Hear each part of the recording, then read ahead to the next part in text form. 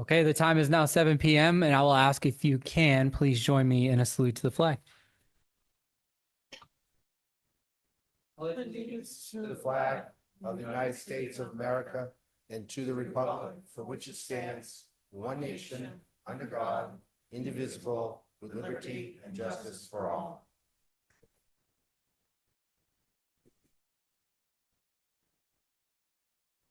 I will start the meeting with a quick announcement, but I do want to go over logistics for those that are in the room, just so everybody understands how tonight's meeting will run. I'll start with a brief statement from the president. We'll then move to citizens open forum and give citizens the opportunity to come up and speak. We will then move to executive session or vote to move to executive session, and we will likely adjourn from executive session this evening. So that's how the flow of the meeting will work this evening. And I'll start quickly with my brief announcement. So before we move forward with tonight's agenda, I wanted to provide a brief update regarding the purpose of the special meeting and the process the town council is following. As many residents are aware, on August 4th, the Massachusetts Office of Inspector General released a report containing matters involving our town manager, Justin Casanova Davis, during his prior employment with the town of Norfolk. The town council believes it is important that we carefully and responsibly review the information that has been presented and provide the town manager with an appropriate opportunity to respond directly to us as the appointing authority. Tonight, we expect to enter into executive session to discuss certain matters consistent with Massachusetts law. I want to emphasize that the matters alleged in the Inspector General's report concerning Mr. Casanova Davis' prior employment in Norfolk, it did not occur during his service as town manager in Bridgewater, and at this time, the council has no information indicating that any improper conduct has occurred in Bridgewater. We will, however, review this matter carefully and ensure that our policies and procedures are as up to date as possible. Tonight's meeting is an important part of the council's review process as we determine the next steps. I also want residents to know that we intend to provide a public update tomorrow evening during our regular scheduled town council meeting regarding where this process stands and any next steps that the council is able to discuss publicly. We recognize public interest in this matter, and we appreciate the community's patience as the council works through this process carefully, fairly, and responsibly. With that, we will proceed with tonight's agenda, and I will move to citizens open forum. So a reminder for folks to please state your name and address, and we'll keep comments to 3 minutes, please.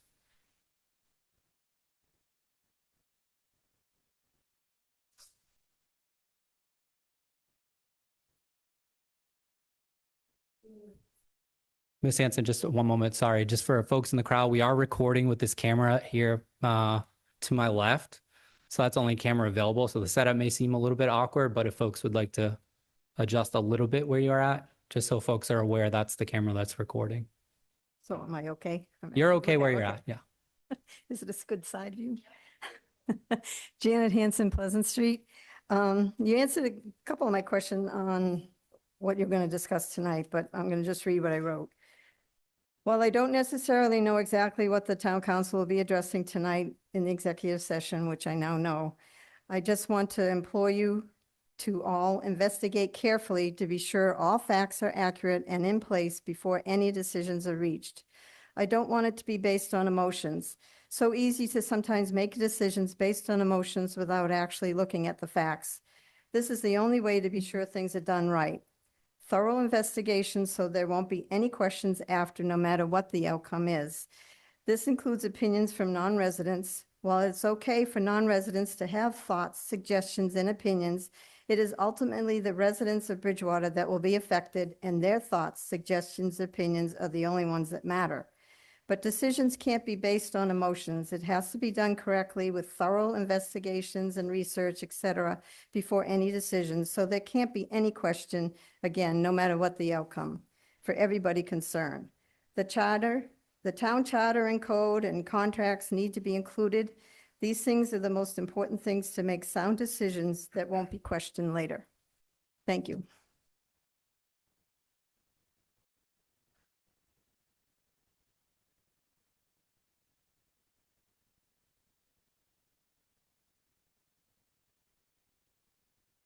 Good evening. My name is Philip Mallard, 270 Grange Park.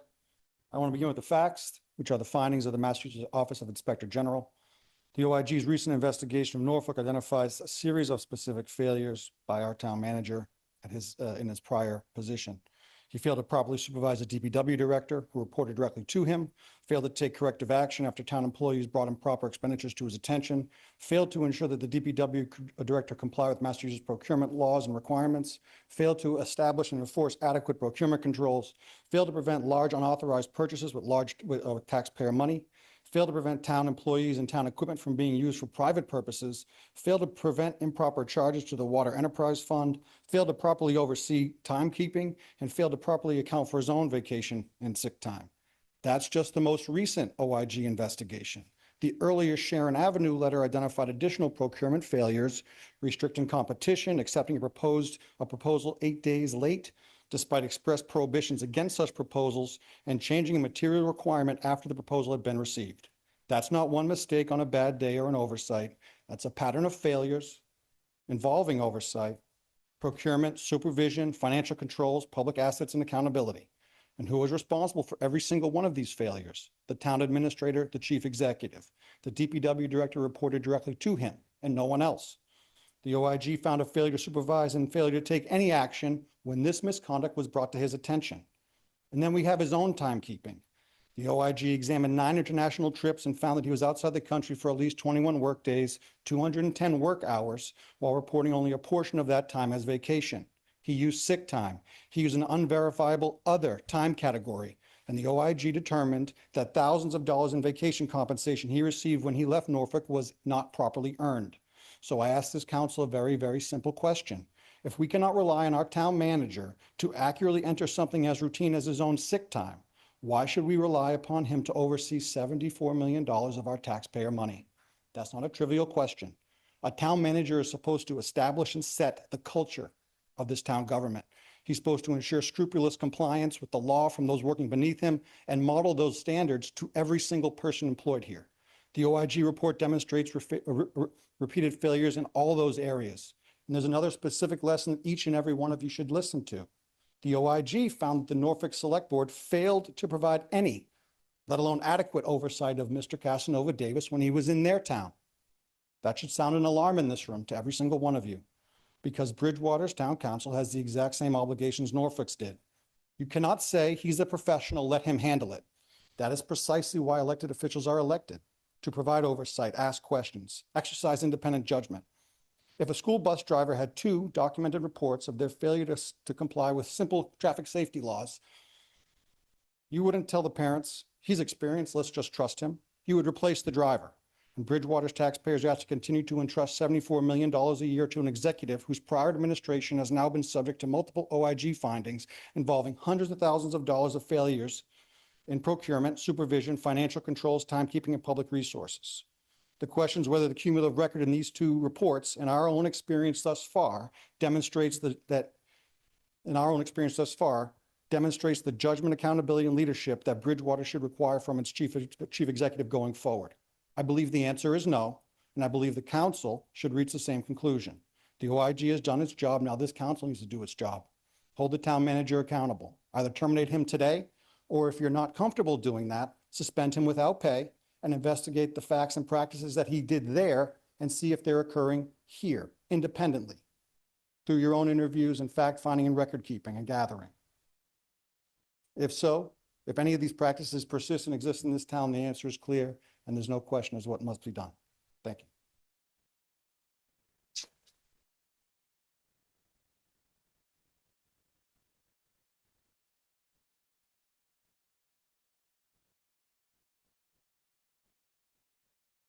Anyone else?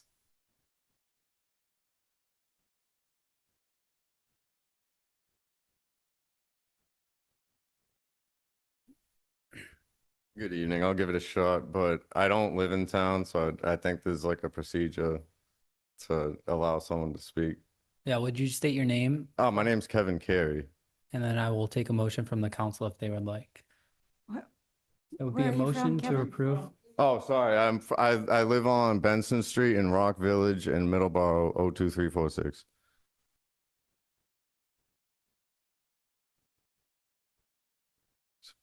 Seeing no motion from the council, thank you.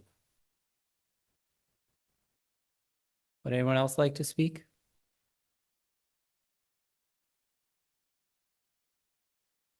Just a reminder, this will be the last opportunity of this meeting. Okay, seeing none, I will move to executive session.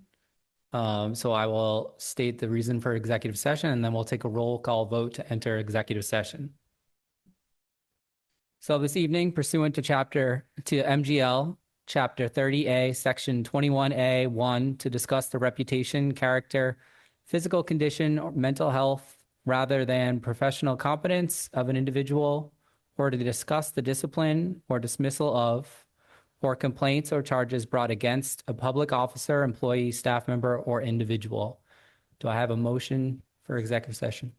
So moved. Second. Made by Councilor Lindy and seconded by Councilor Hunt. Debbie, if you wouldn't mind the roll call, please. Certainly. Miss Ellenberg? Yes. Miss Pagone? Yes. Miss Hunt? Yes. Mr. Kennedy? Yes. Dr. Murphy? Yes. Mr. Trocchio? Yes. Dr. Perry? Yes. Mr. Lindy? Yes. And Miss McGrath? Yes. 9 in favor, 0 opposed. The council will move into the second conference room here. And as a reminder, we will adjourn from the executive session this evening. Thank you. Good evening, everyone. I'm going to call to order this meeting of the Bridgewater Town Council. I'll start with a pledge of allegiance. So if you're able, please stand. I pledge allegiance to the flag of the United States of America and to the republic for which it stands, one nation, under God, indivisible, with liberty and justice for all.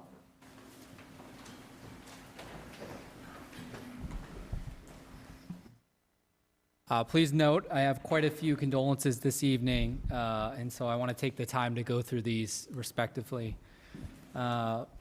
First, John Nahivith, U.S. Army veteran, passed away on April 28th. Carol Bunke, Vietnam era, passed away May 4th.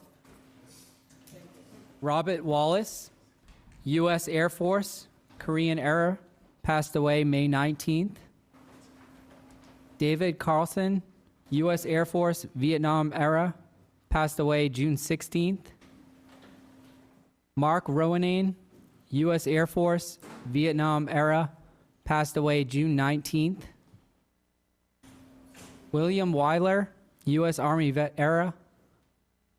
U.S. Army Vietnam era, passed away July 3rd. Wendell Newell, U.S. Navy veteran era, passed away July 5th. Robert Hart, U.S. Army veteran era, passed away July 15th. And Clarence Hamilton, U.S. Navy Korea, passed away July 21st. Please join me in a moment of silence to recognize these folks.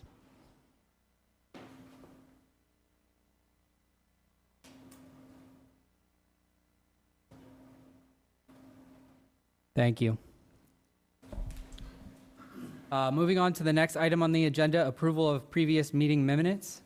We have the meeting minutes from July 14th, 2026. I will take a motion. Motion to approve. Second. Motion made by Councilor Spagone, seconded by Councilor Lindy. Any discussion on the minutes? Seeing none, all those in favor? Aye. Any opposed? Motion passes 9-0. Moving next to announcements from the president.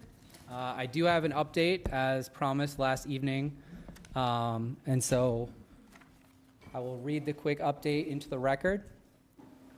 Before we move forward with tonight's agenda, I wanted to provide the update I said I would give from the town council regarding the Inspector General's report and our review of the matter involving town manager Justin Casanova Davis during his time in Norfolk.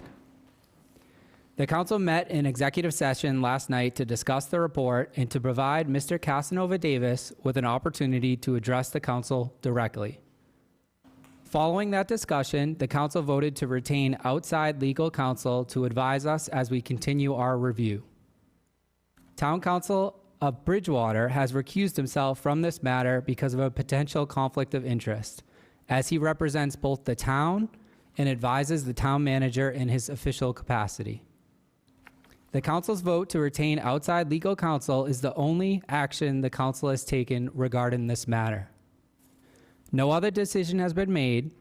The council believes it is important to have the benefit of independent legal advice before determining whether any further action is appropriate.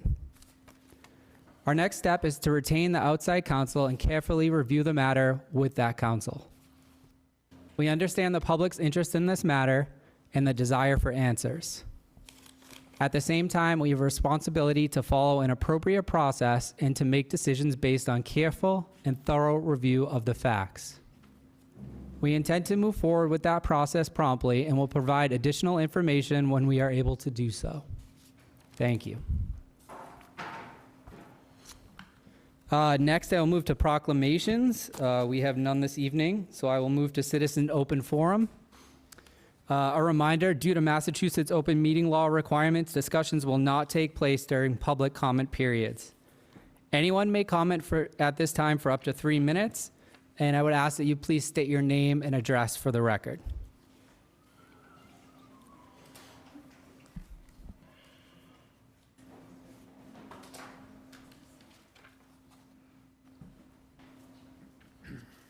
Good evening. I'm Janet Dye, 40 Dickens Street, Bridgewater, and I've been an elected member of the Board of Library Trustees for quite some time.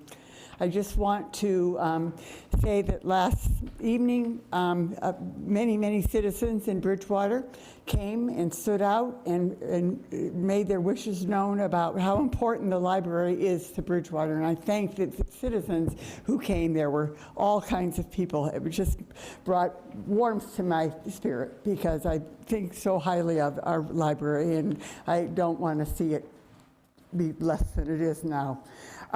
So I'd like to thank all of those people. There were toots all for that whole hour we were there. I think we had about 68 folks, kids, extended families, the state rep, students, teens, seniors, and BCR members who actually helped in some of the publicity.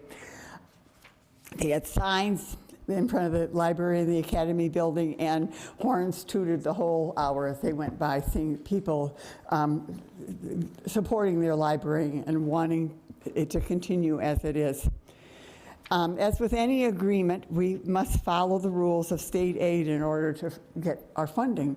And I expect that you to vote for the resolution tonight that would restore library hours, and this is just one step in making us continue to be viable and not be decertified.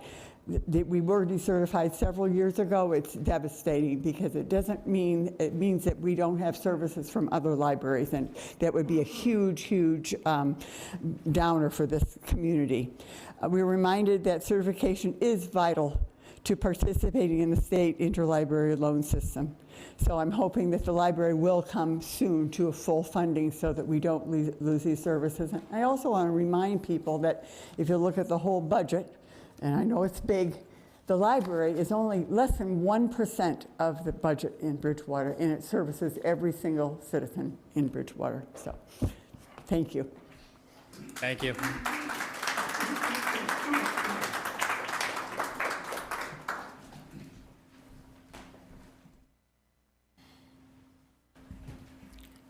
Good evening. Paul Ozier, 1 Brookside Drive in Bridgewater, and a member of Bridgewater Communities for Civil Rights. In this year, when the U.S. is celebrating its 250th birthday, the National Women's Historical Alliance has developed a resolution to honor women's contributions to our democracy. Congress has designated August 26th, the day the 19th Amendment enfranchising a woman was certified, as Women's Equality Day. I would like to read a resolution into the record, please.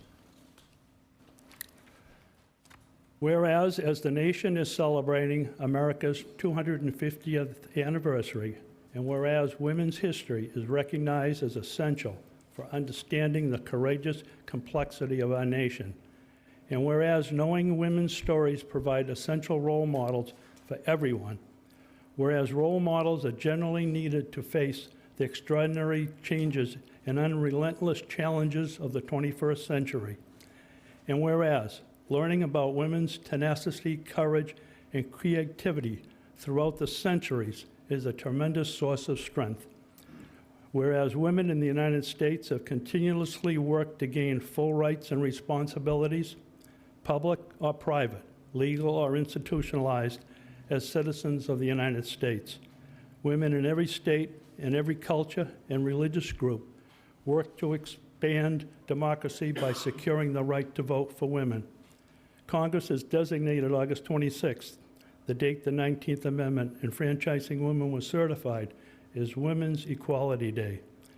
Whereas recognizing the Women's Equality Day as a day of celebration throughout the country emphasizes the importance of women's work for democracy.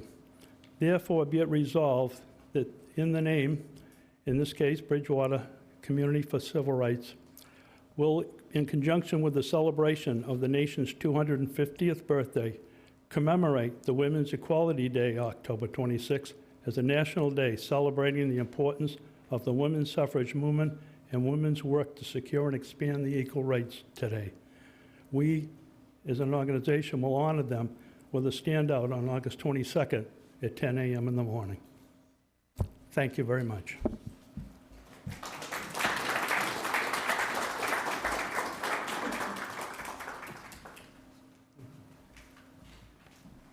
Ray Ajemian, Aldridge Road. Good evening.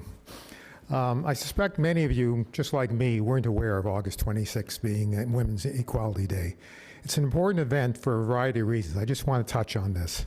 When this land was settled by the British, only white men who were property owners could vote. When the United States Constitution was written, voting rules were left up to the states, and states simply ignored women, blacks, and indigenous Americans. The Civil War brought about the 15th Amendment, which gave black males, in theory, the right to vote. I say in theory because the southern states put all sorts of restrictions in their way from voting. Women were again excluded. It took over 70 years of struggle by women to get Congress to amend the United States Constitution, allowing many women to vote in every state. And that is what I want to remind everybody, and that the rights for women and other constitutional rights did not just happen. Women like Elizabeth Cady Stanton, Susan B. Anthony, Ida B. Wells, Alice Paul, and many others literally spent their lives working for women's rights. It wasn't easy. They experienced harassment and jail time, but in the end, they won. I bring this up because ensuring our rights under the Constitution and the Bill of Rights is a never-ending process.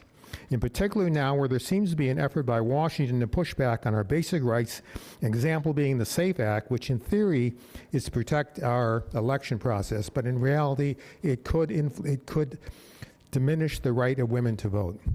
BCCR is committed to trying to make sure that all women and others living in this country are protected under the Constitution.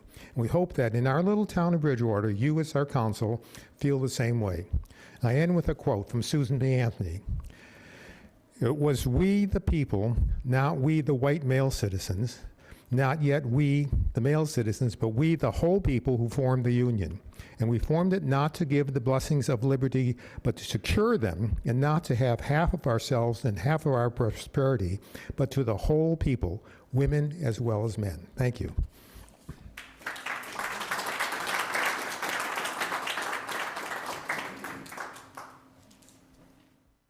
Hi, my name is Patrick Dwyer. I live on 25 Fernhollow Road. I just want to talk about the Bridgewater Firefighter contract.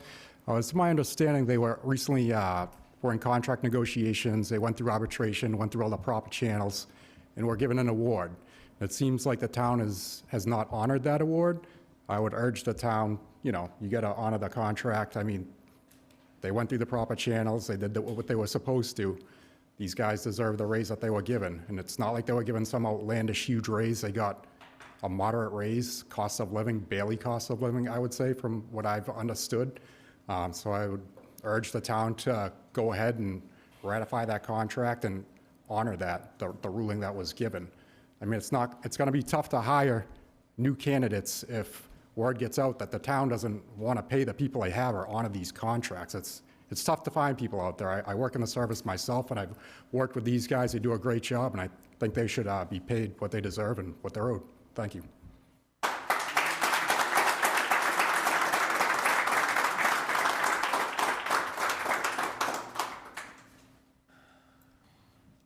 Hi, my name's Bernice Morrissey, 150 Lakeside Drive, Bridgewater. I'm turning out tonight to show support for the library and all that has gone on in the past to make sure it stays open to the public. I moved to town with my family in the early 1990s when that building was being renovated, and I had occasion to go in there recently. My children are now grown, so I don't get there as much as I would like, but I went recently and I looked around and thought, this building has really held up well. It looks as fantastic as it did when we first moved here in the early 90s. But I want to say, I also raised 3 daughters in this town, and I owe a debt of gratitude to the librarians, to the tech people, to all the people that make that library open, free and open to the public. Many times when a rainy day, whatever it is, you have little kids, where can you go? The library. We have expanded. We have so many buildings with hundreds of families in them, now with small children. If that library is not available for the next generation, I feel like they won't be standing here today saying, well, my 3 daughters are very successful businesswomen. And a lot of that is because of their education and their trips to the library, right down to like college essays. They got help from the librarians. So it's critical we keep that open. But the one story I really want to share is what it looks like from the public's point of view if that library is decommissioned or loses its accreditation. Back when my daughter was about 10, 11, I live on that other side, the NIP. So every Saturday we would go for music lessons at Rick Music. We started stopping at the Raynham Library because Kathleen was an avid reader and still is. One day we stopped, and it was such a regular part of our routine that the librarians there would say, Kathleen, these books just came in. They would pick her books out for her because they got to know what she would like to read. And she'd read like three a week, and we'd go back the next week. Well, one day we went in there, went through the routine, the books were waiting at the counter, and they went to check out and saw Bridgewater Library card. And the librarian paused. I'm going to get emotional because the 2 mothers, myself and the librarian, are looking at each other going, we can't give this kid her books. And you have to know what that feels like from a professional's point of view, to have all these books and say, not today.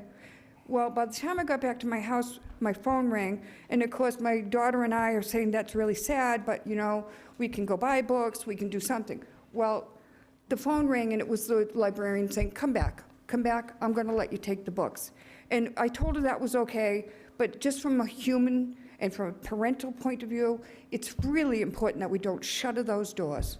You have a lot of kids that, council meetings, planning board, you all allowed the buildings to be built. Now we have a next generation of little ones. We've got to take care of them.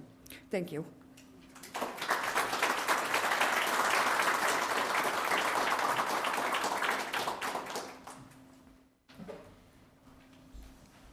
Good evening, Janet Hanson, Pleasant Street. I echo what Bernice was saying. If you can remember when I talked about the library before, and I'm going to get emotional because I'm thinking of her. The library needs to be supported, period. We need to make sure that that stays open. I have a lot of memories with my son. It did fail when he was younger, and we did have a time when we couldn't go like we wanted to, so definitely support that, please. I also wanted to bring up about the open meeting law complaint that's going to be discussed on the agenda in your executive session. I just don't get why that's being presented. I didn't realize a non-resident can file a complaint, so I learned that was a learning experience for me. But I just don't understand. There were people complaining because not enough town councilors went to the meetings, and then all of a sudden you all went, and now that wasn't good either. So you know, let's make up our mind, but I'm hoping that this will get resolved and nobody will be in trouble for it. So I really don't understand why that is happening. So as I already said, the library would like to support the zoning amendment for the ZBD, CBD regulations. I hope you support these amendments that the planning board had put forth. We need to make those changes. We need to protect the downtown. So please support that.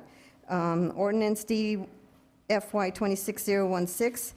I would like to see the definition for the size decreased from 25,000 square feet to something else so that we can even reduce the size if anything was ever to come forward. But right now, I like the fact that it's no on every zoning, but could be danger, you know, in the future. So I don't want something get grandfathered into 25,000 square feet. If you can change it to a smaller one, do it now. The sooner you do it, the better.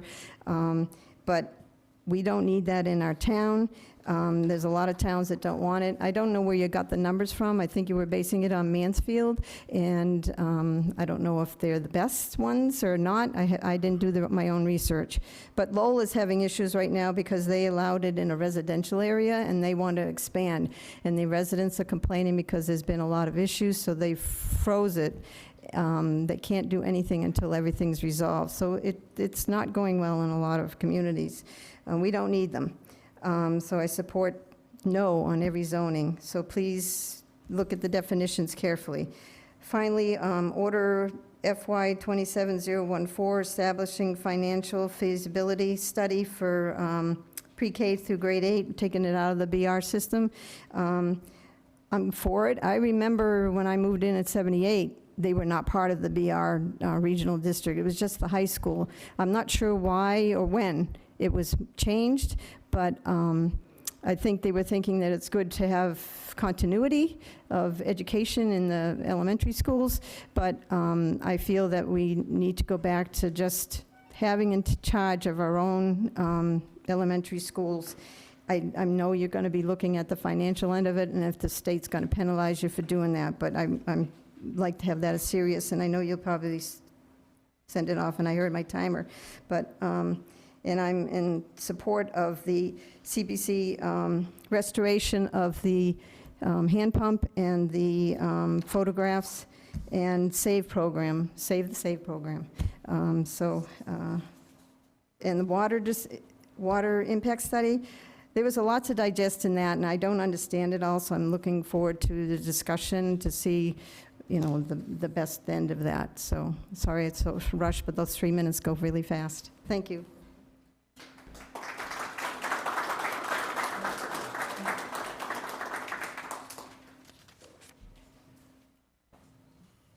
Hi, Matt Lake, 1160 Vernon Street.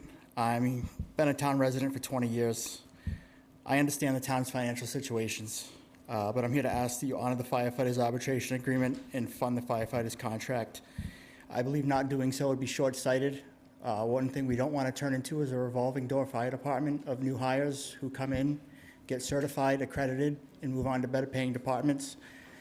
I don't expect that you all follow the fire service. A lot of us do, and that's a common thing, especially in the Commonwealth.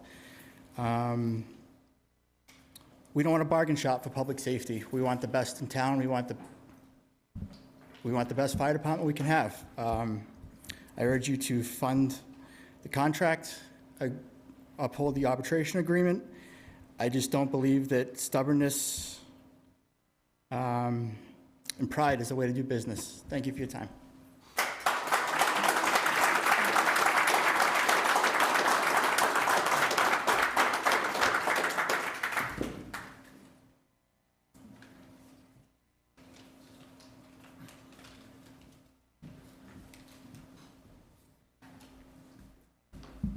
Good evening. My name is Ryan Young. I am on the fire department. I've been a member for 5 years. I'm the secretary currently on the union. Just a little bit about my background. I've been a resident for 10 years as well, but I'm also a certified public accountant. Before I became a firefighter, I was in the private sector as a CPA. I've worked as an auditor, specifically with clients from $1 million all the way up to billion-dollar bank clients. So my background is in finance. And I was very disappointed the other night listening to the Budget and Finance Committee meeting. There was actually some really good questions, and I was disappointed with the lack of response from the head of finance. The finance department, the Budget and Finance Committee definitely deserves those answers, and I would like to clarify some of those answers for you. Specifically, there was a big hesitation from the Budget and Finance Committee about the education. Essentially, the arbitration ruling awarded that they were going to convert our education from a flat dollar stipend to a percentage. And there was discussion of how much that would cost. I've calculated that amount in the first year, which is only for fiscal year 27 currently, because that's what the arbitration ruling was. That would have been a $29,000 increase. If I was to do some small assumptions of a 1% COLA of the next couple of years, that would jump from 31,000 to 33,000. Those are not large numbers, especially for a department as our size. There was also some discussion about the parity with the police, specifically their education, and if we received a percentage education stipend, then the police would want that. The police currently have an education stipend that's called the Quinn equivalent. That is a 10% for associates, 20% for a bachelor's, and 25% for a master's degree. What we got at arbitration was a 5% for associates, 6.5% for bachelor's, and 7.5% for masters. That is not comparable. We are not in parity with the police. So for that to be a concern and no one to speak up is a little ridiculous to me. As far as ways that we could fund this contract, currently they requested all of this money to be funded from the stabilization fund. The stabilization fund increased from last year from $8.5 million to $9.8 million. That's a $1.3 million increase. Last year at June 30th, 2025, that was 10.5%. That's what we aim for. Currently, that's 12% of the budget. That's above and beyond. So the $1 million to be taken out of that to fund our contract is not a one-time payment that can be ignored. Additionally, part of the... I actually respect what you're saying and the information you're giving, but I will open it up to the council to take a motion to allow you to speak for another 3 minutes to continue with this. Okay. So moved. Second. Thank you, I appreciate it. All those in favor? Aye. Any opposed? All right, thank you. Now, as far as some other of the numbers related to that stabilization fund, the certified free cash was $4.3 million last year. That entire amount was moved into the stabilization with a small amount put into the employee liability fund. The employee liability fund is specifically to fund contracts such as CBA agreements like the fire department. That was $475,000. So these are other ways that we can fund the fire department contract. That $475,000 can specifically be used not from the stabilization, but for our contract. Additionally, there are some other options. I sent out an email to every one of you. I've given you attachments. I've given you is laid out as best as I can with the background support. We have an ambulance fund, as I'm sure many of you know. Our ambulance money that we receive for transports to the hospital then can be used to fund our salaries. Currently, that is, the town typically draws 30 to 33% of that. It's around I'll give you the exact numbers, but it's around 2.1 million the past few years. The ambulance receipts in the past 3 years have been trending around 2.5 million. I think we can very easily increase that 33% to 40%. That's additional money that we could use to fund this contract, and that is sustainable going forward. It's a healthy, I sent that all to you as well, listing it out, showing how this can be a possible solution. There is some other information that I would love to discuss. I don't think I'm gonna have enough time, but I would be happy to answer any questions. I would meet with any of you one-on-one or with the council as a whole to go over these numbers. Thank you for your time.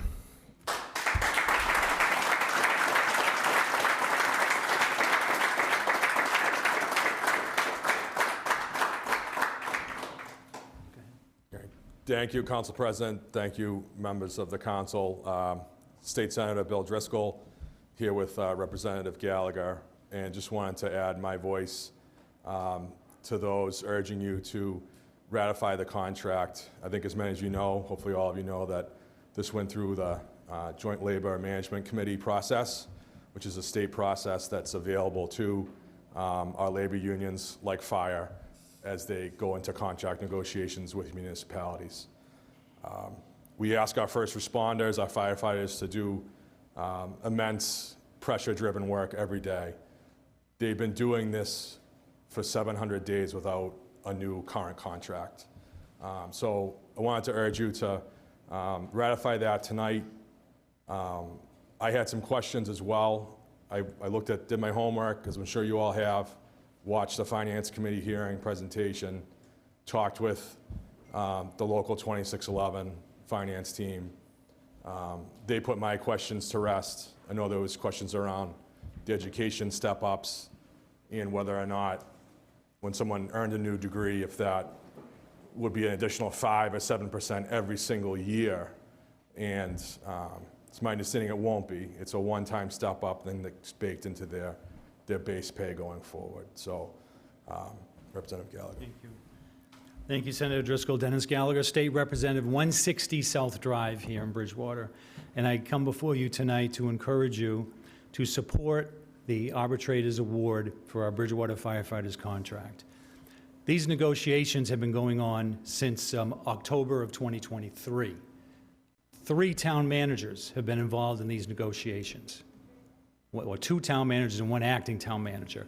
Perhaps that is one of the reasons why the negotiations haven't gone as smoothly or as quickly as possible, with different minds coming in and different set of objectives. The arbitration hearing was in March of this year, and the award and the decision came back last month.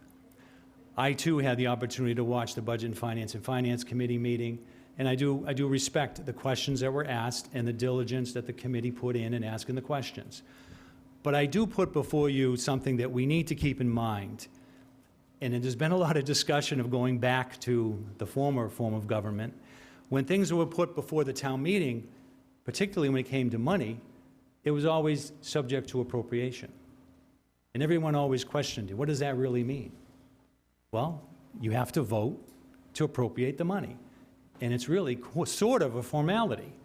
And I think that this arbitration decision is one of those formalities. The process took place. It was long. There's a big number to this, no question about it.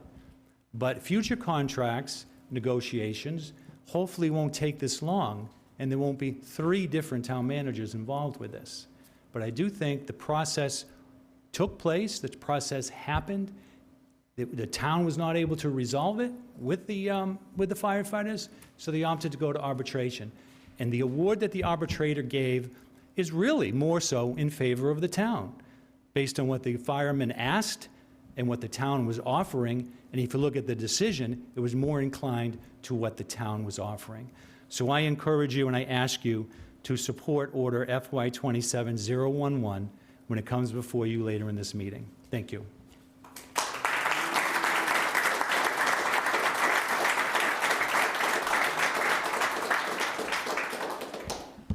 Good evening.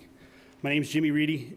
I'm the president of Bridgewater Firefighters Local 2611, and I have the honor and privilege of representing the hardworking men and women of Local 2611. First off, I want to thank Ryan Young. Your hard work, your forensic analysis is impeccable. Thank you. I also want to thank my bargaining team, whether it be gathering information, productive conversation, or just plain old showing up. I really want to thank you. To Chief Slats for not forgetting where he came from and supporting us in every step of the way. I want to thank Representative Gallagher, Senator Driscoll, for echoing what we need to hear today. I also want to bring up the fact that our PFFM does not have a representative here today due to our national convention that happens biannually. They're in Texas. They're well aware of what's going on, and they're being abreast of what's going on. And to the counselors, the ones that picked up the phone over the last several days, thank you. Your efforts will not go unnoticed. I also want to thank Haley Ferguson, who's out of Peralta Associates, who's been our lawyer this whole time. She's been a really good help. And finally, my message is short. The process has been over 700 plus days without a contract. It's been through 3 town managers. The can kick is enough. Listen, we've been through a lot. These men and women show up to work every day and put their best. We just want to make sure that the process is seen through. That the process in place is essentially the reason why we have a no-strike clause in our contract. We go to this process, we go through a third party that's completely impartial through the state, and then there's a review, and then there's an award. How the award works essentially is the ability to pay. The town has the ability to pay. We've shown it. Ryan Young has done an incredible job to do his forensic analysis. We've also used a forensic analysis that we've paid money out of our pocket for, Kevin Dacey. We've mapped it out. We're willing to work with the town in any shape or form to make sure that this is funded. I ask for your support, and please make sure that this is funded. Thank you.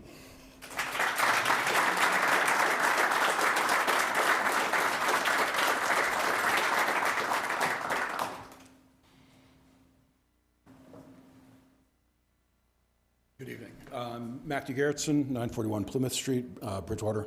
I'm one of the library trustees. I've gotten up here before and spoken on behalf of the library, and I have made this point before, and I just think it's important to reiterate it now after hearing the support for the library, the support for the firemen, and obviously we had already had agreements with our other town employees who are also all unionized, that I hope this council, the town manager's office, and the town citizenry at the end of this fiscal year takes the appropriate steps to make sure that we fund this town in a responsible manner that provides a living condition for all of our employees, our residents, and those people who make this their working home.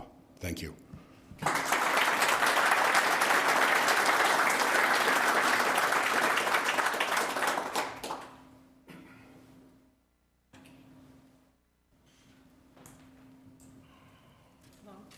Grace Lawson, Flagstone Place. I know a lot of you are new on the board, and I take that for truth. I appreciate everything everybody said coming into this meeting, but there's a big elephant in the room. The situation with our town manager is more than just a sideline. And I know that you can't speak to it, and I know that you put out your information, but that's not enough. The OIG took 1 year to investigate this in Norfolk. We don't have that. So my question to you is, understanding that there's a conflict of our own town council, what is the parameters? How fast are you going to get some information about what to do? We can't ask firefighters to go without a contract for 700 days and continue to pay a town manager who's under investigation. It's just not feasible. And I'm kind of shocked that it didn't come up in the meeting until now. I know we have to go on as a town and do the normal sense of business, but the town council speaks for us. And now that we're finding all of this stuff, we really need to have some focused energy on the main problems. This is like a Jenga game. And as Ben Franklin said, a fish rots from the head. So we have to take sincere effort to take a look and to stop putting money in places where we get nothing for it.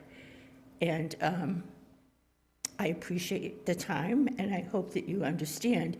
I would like to see some kind of communication going forward before the next meeting about what the plan is on how you're going to handle this controversy. Thank you.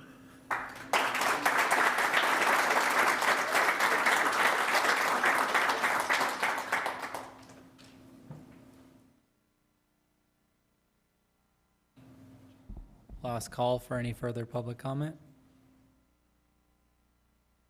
Seeing none, we will continue with our agenda. We will next move to item E, appointments. We have 3 this evening. The first appointment is for Francis Jeffries to the Diversity, Equity, Inclusion, and Belonging Committee. This is for a 1-year term. Do I have a motion? Motion. Second. Motion made by Councilor Lindy, seconded by Councilor Spagone. All those in favor? Aye. I should ask for discussion first. Is there any discussion? Seeing none, we'll ask for the vote one more time. All those in favor? Aye. Any opposed? Motion passes 9-0. Moving on to the second appointment for Stacy Driscoll to the Housing Authority, 2026 to 2029. That's a 5-year appointment. We'll take a motion. Motion, I served on the Housing Authority with Stacy Driscoll. Motion made Second. by Councilor Lindy, seconded by Councilor Spagone. Any discussion? Seeing none, all those in favor? Aye. Any opposed? The motion passes 9-0. Moving to the final appointment, the Board of Registrars for Michael Mishley. And this is for the Board of Registrars voters Democratic appointment. Do I have a motion? So moved. Made by Councilor Say- Spagone. I'd like to say that Michael Mishley worked for me Need when a I was. second first. Second. Oh, I was going to second, but Seconded by I was Councilor gonna say it Kennedy. first. And then any discussion? yes. Councilor Hunt? Michael was an incredible help for me when he was in college, when he was getting his master's degree, and when he was in law school, coming back and helping the town clerk's office. He's very dependable, very excellent worker. So I suggest voting for him. Thank you. Council Any further discussion? Yes, Councilor- Michael Mishley also serves as a legislative aide to Kate Donahue, and he is a perfect person to be in this position. Thank you. Councilor Trocchio? I just echo everyone else's sentiment. Michael Minchley has an impeccable resume. I think if we all took a look at it, this should be an easy approval. Thank you. Any further discussion? Seeing none, we'll take a vote. All those in favor? Aye. Any opposed? Motion passes 9-0. Moving on to item F, hearings, we have none. We'll move to item G, license transaction.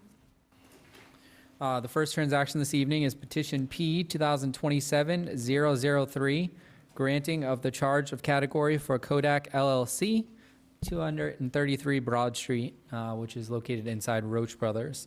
So I will note the time as 7:40, and I will also note that this has been advertised in the Enterprise on the date of 7/31/2026, and certified abutter letters were mailed on 7/31/2026 as well. I will ask the petitioner if they would like to speak. Thank you, Mr. Chair. Good evening, councilors. My name is Tom Miller from McDermott, Quilty, Miller and Hanley in Boston here on behalf of the petitioner, Kotak LLC, and Jay Kotak. I am joined by Jay. He is the owner and manager of record of the applicant or the licensee, which is doing business as Pages 3. The application before you, as was stated, is for a change of category from a wine and malt beverages package store license to an all-alcoholic beverages package store license. To that end, we do also want to thank the council for your support and help in the process of getting the home rule petition that allows this application today initiated and through the process, and with the support of the state reps who were here earlier, it was approved by the legislature, and here we are. I can go to the background of the store, which is located in the Roach Brothers. It's been there for more than 10 years. It has operated successfully as an amenity without incident. Jay and his team have been there for more than 3. They've continued to operate it successfully without a violation or incident during that time. The approval will allow a first-class operator to continue to meet the customer needs in that store. The support for that by their customers and the town residents is shown by the petition that was submitted as part of the earlier process with more than 500 signatures, letters of support received, the testimony at those hearings. It will support 2 existing local town businesses, the grocery store and the licensee. Jay and his team have brought a high-quality operation, or have continued a high-quality operation in Bridgewater. This will allow them to meet the needs of the community and the requests of their customers to better serve the community. With that, I am, as much as everyone loves to hear lawyers continue to babble on, I will leave it there, and we'd be happy to answer any questions you may have. Thank you. I'll ask first if there are any general questions from the public. Seeing none, I will ask if anyone from the public wishes to speak in favor. Seeing none, I will ask if anyone from the public wishes to speak in opposition. Seeing none, I will ask the councilors if they have any additional questions. Seeing none, I will note the time as 7:43. Close the hearing, and I will take a motion. Motion to approve. Motion made by Councilor Second. Spagone, seconded by Councilor Kennedy. All those in favor? Aye. Any opposed? None? Motion passes 9-0. Thank you. Thank you. Okay. Moving on to petition P 2027-004, granting of the transfer of the Class 2 used auto dealer's license Northeast Motor Sales and Service. I will open the public hearing now. The time is 7:44. I will also note that the public hearing was advertised in the 7/31/26 Enterprise, and that certified abutters letters were also sent on 7/31/26. I will ask if the petitioner is here, if they would like to speak.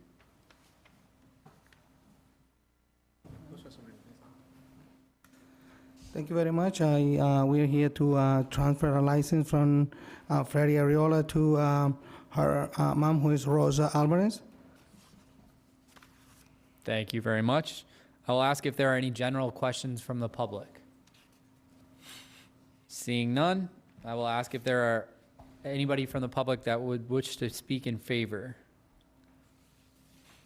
Seeing none, I'll ask if anybody from the public would wish to speak in opposition. Seeing none, I will ask the councilors if they have any questions. Councilor Lindy. I'd just like to ask through you to the Assistant Town Manager whether everything is in order on this application. Hi, yes, everything is in order. Thank you. Any additional questions from the council? I guess for me, Mr. President, it's a little bit of a landmarking thing. Where on Elm Street is this? I have in my notes, I'm not sure. Just trying to figure out what the proximity to it, to other properties are. Do you all have the address in front of you? Yeah, it's 365 Elm Street.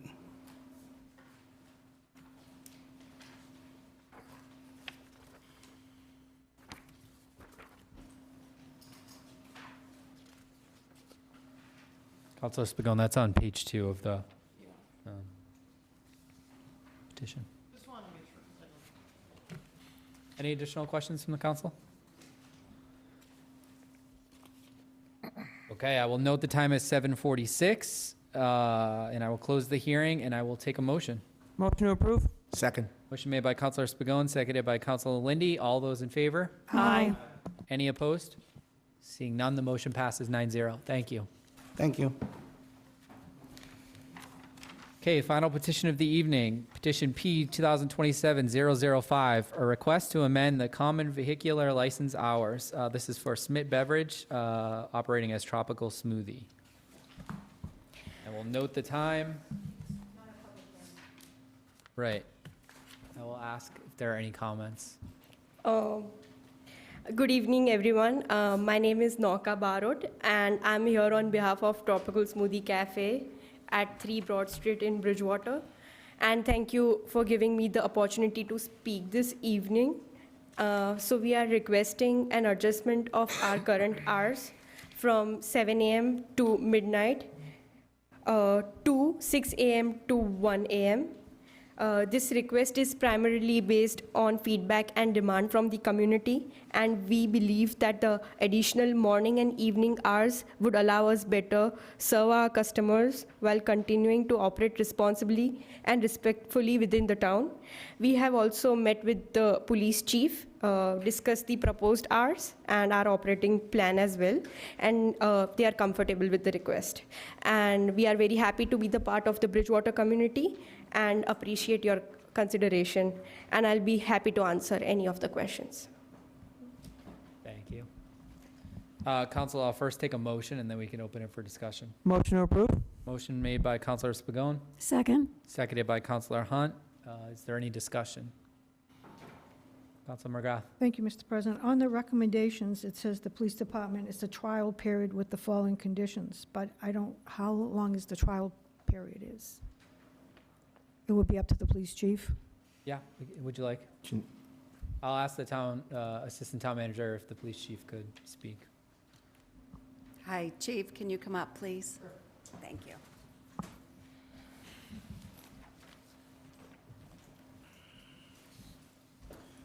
It's indefinitely. There was no period of time that we attached to it. We went over the safety plan with the owners of the property. We discussed our concerns. I think they've satisfactorily addressed those concerns in their plan, and so we'll try and see how it goes. We didn't attach a specific time frame to it, though. Thank you, chief. Councilor Lindy. I'm not sure who this is for, but didn't we recently discuss this before, and I voted for it, but didn't we rule it down that we weren't going to expand the hours? Yeah, the council was originally approached with a request to change to 24 hours. Right. And we voted that down. So it sounds like the next progression is, their current hours are 7 a.m. to 12 a.m., and they're asking for 6 a.m. to 1 a.m.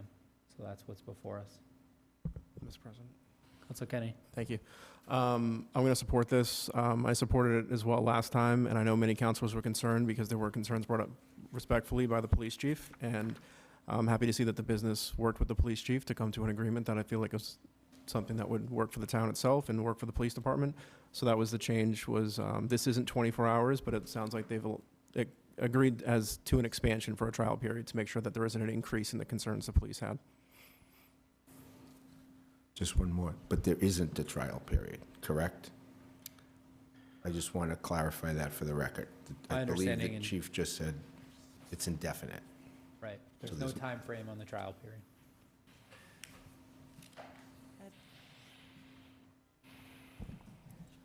To me, that doesn't seem like a fair way to do business for the business, that they should have a trial period that never ends. Be like being in hell. And we want to encourage business. So perhaps a trial period of, 90 days, 3 months, the 6 months, whatever would be suggested. Perhaps no trial period. If I could, there's not technically a trial period anyway, because you're the licensing authority, right? So if you found there were violations, you could bring them back before the board and revoke the license. So I think when the police chief says it's always a trial period, he means it's always a trial period, because if there is a violation of the license, you all are the licensing authority. So I think any period is technically a trial period, right? And I think that's what the police chief was saying.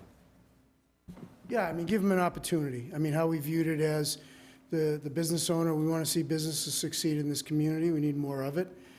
There is a concern versus the 24-hour request. They addressed those. We had a good conversation. There's a game plan. There are certain requirements that we would like to see in place, having more than one person on duty and things like that, that may improve safety if we have those kind of concerns. And so we agreed to that. We didn't put a time frame on it for that purpose, just to see how it goes. And if there was a problem, then we'd bring those problems and concerns before you. Any additional questions for the council? Okay, we have a motion and a second. All those in favor? Aye. Any opposed? Motion passes 9-0. Thank you. If I could just very quickly, I'm just reading through your order.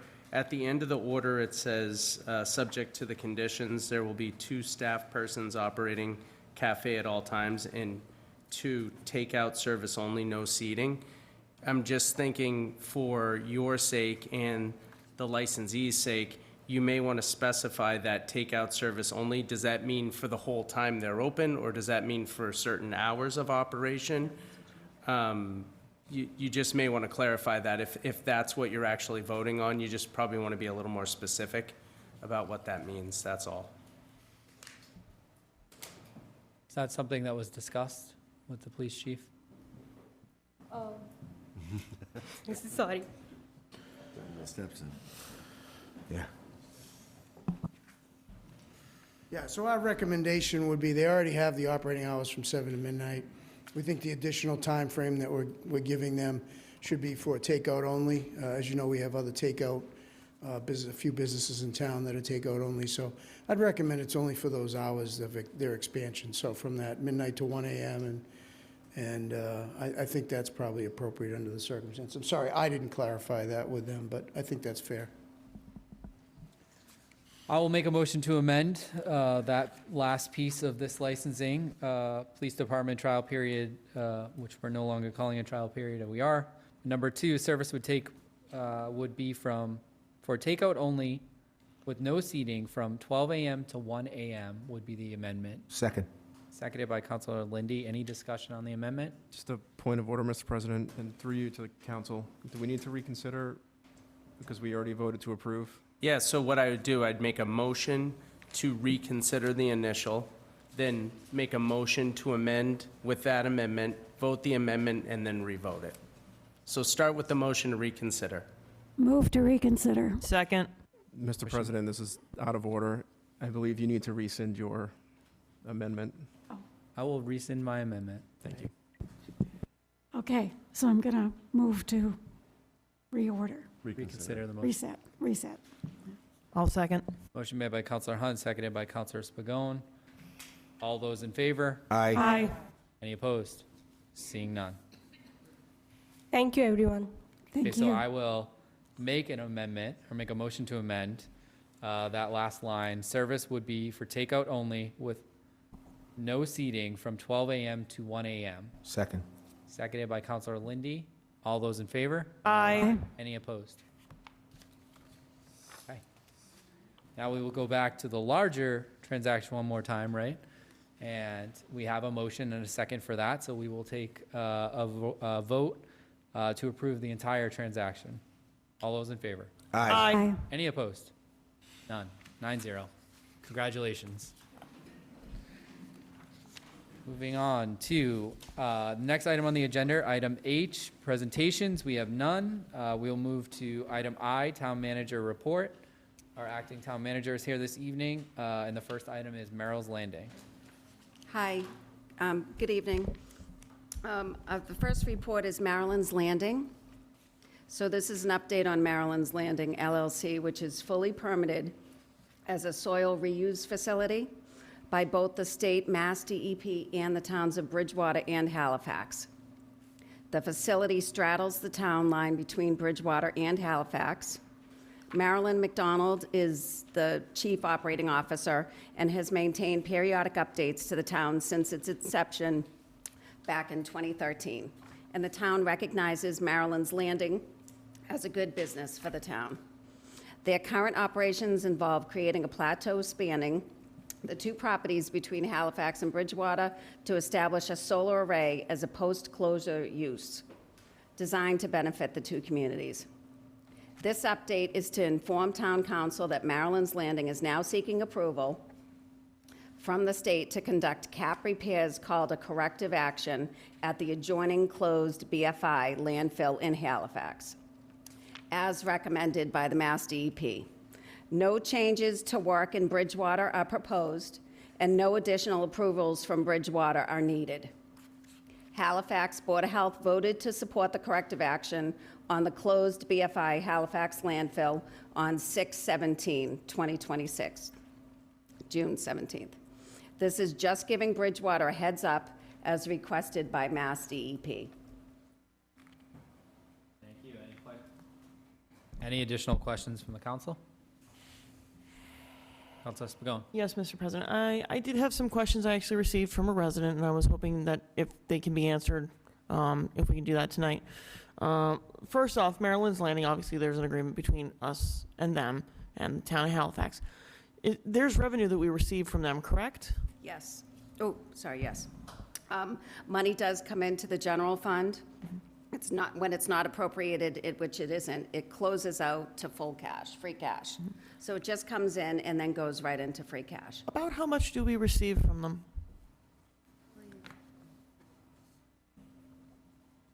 $40,000 to $50,000. I don't know if you could hear Laurie, Yeah. but our finance director says approximately $40,000 to $50,000 per year. And another question that I got was, has the town calculated the municipal costs associated with Maryland's Landing to determine its net financial benefit rather than gross revenue? Do you do that calculation?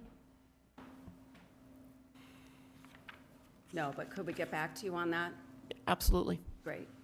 And then the other two questions, I think they're kind of combined, so I'll try to just go one by one on them.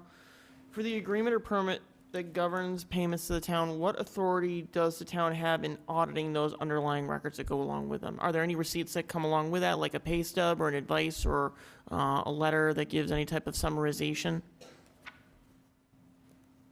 No. Okay. Is it state fund? Is it a state funding or is it given to us by Maryland's Landing? just by Maryland's Landing. Okay, all right. Yeah. All right. Those are all my questions, And Mr. President. can I just add one thing? Just as a reminder that we do recognize Maryland's Landing as a good business for the town, so they're in good standing. Trish, could we just make sure that question that MJ had is on the next agenda, please, before we go to the next council? But And I would ask, since there was no attachment file to this, that what the assistant town manager read could be entered into the record for the public. Absolutely. Of course. Thank you. Any additional questions on this item? Okay, moving on to the next item, water update. Okay, we have a water update, and we have Mr. Bill Young is going to do that for us. He's going to give us an update on the project. Good evening to the council. So just a quick couple updates on the project. The iron and manganese filters are currently undergoing final preparations for startup commissioning, hopefully starting next Tuesday. The PFAS filters are continuing to be worked on, piping the manifolds, bringing the electrical conduits to the pressure sensors needed. We're still waiting on a couple pieces of pipe, and those will be ready for commissioning the week of the 24th.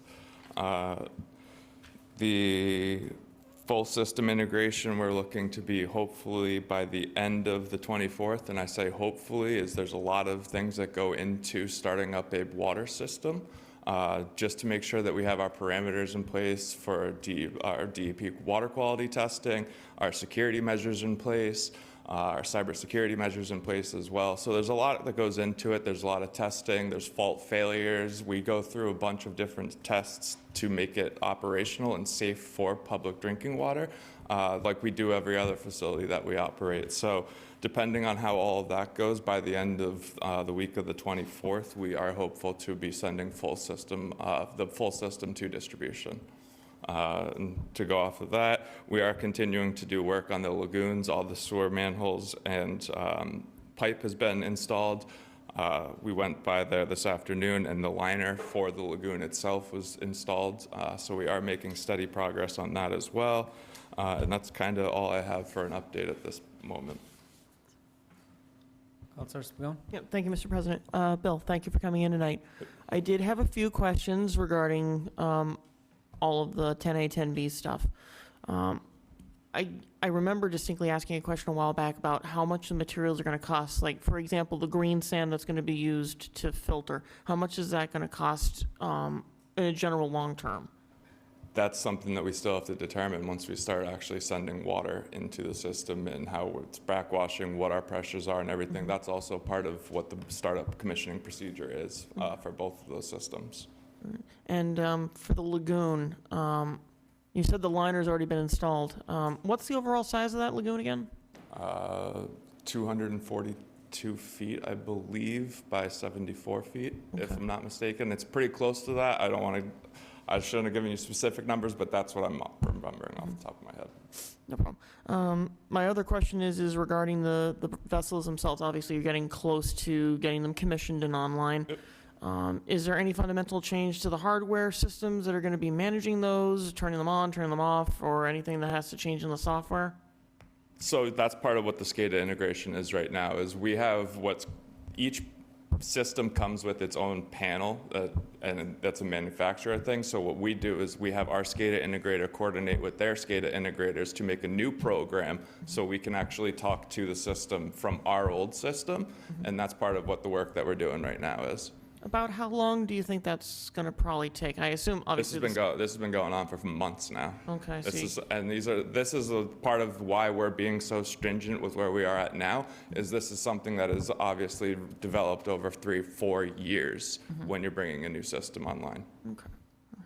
And the last question I had was trying to think of it right now.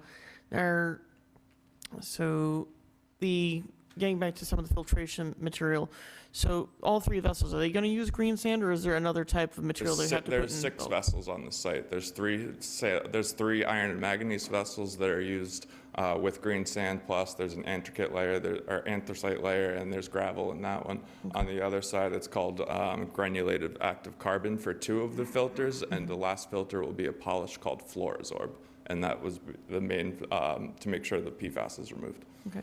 And follow up on the carbon stuff. The activated carbon, town uses that already in their systems, correct? Not in this town, no. Not in this town. This will be the first one in our town. So I guess similar question is, do you guys have an idea of what the firm cost is going to be to like put that into our system and then change it out? I assume that's obviously going to happen as we use it. The granulated active carbon is a little bit different than green sand. It's not backwashed. It's more based off of what you're putting into it, where it's a continuous operation. Again, that's something that we don't know the life expectancy of it until we start drawing water consistently from those wells over the course of years. Will Apex Engineering be helping us out with that all along the way? Yes. Okay, excellent. They're on-call operator or operations for the first year of the service, and then they are our town on-call operators. It depends on what direction the town moves in moving forward.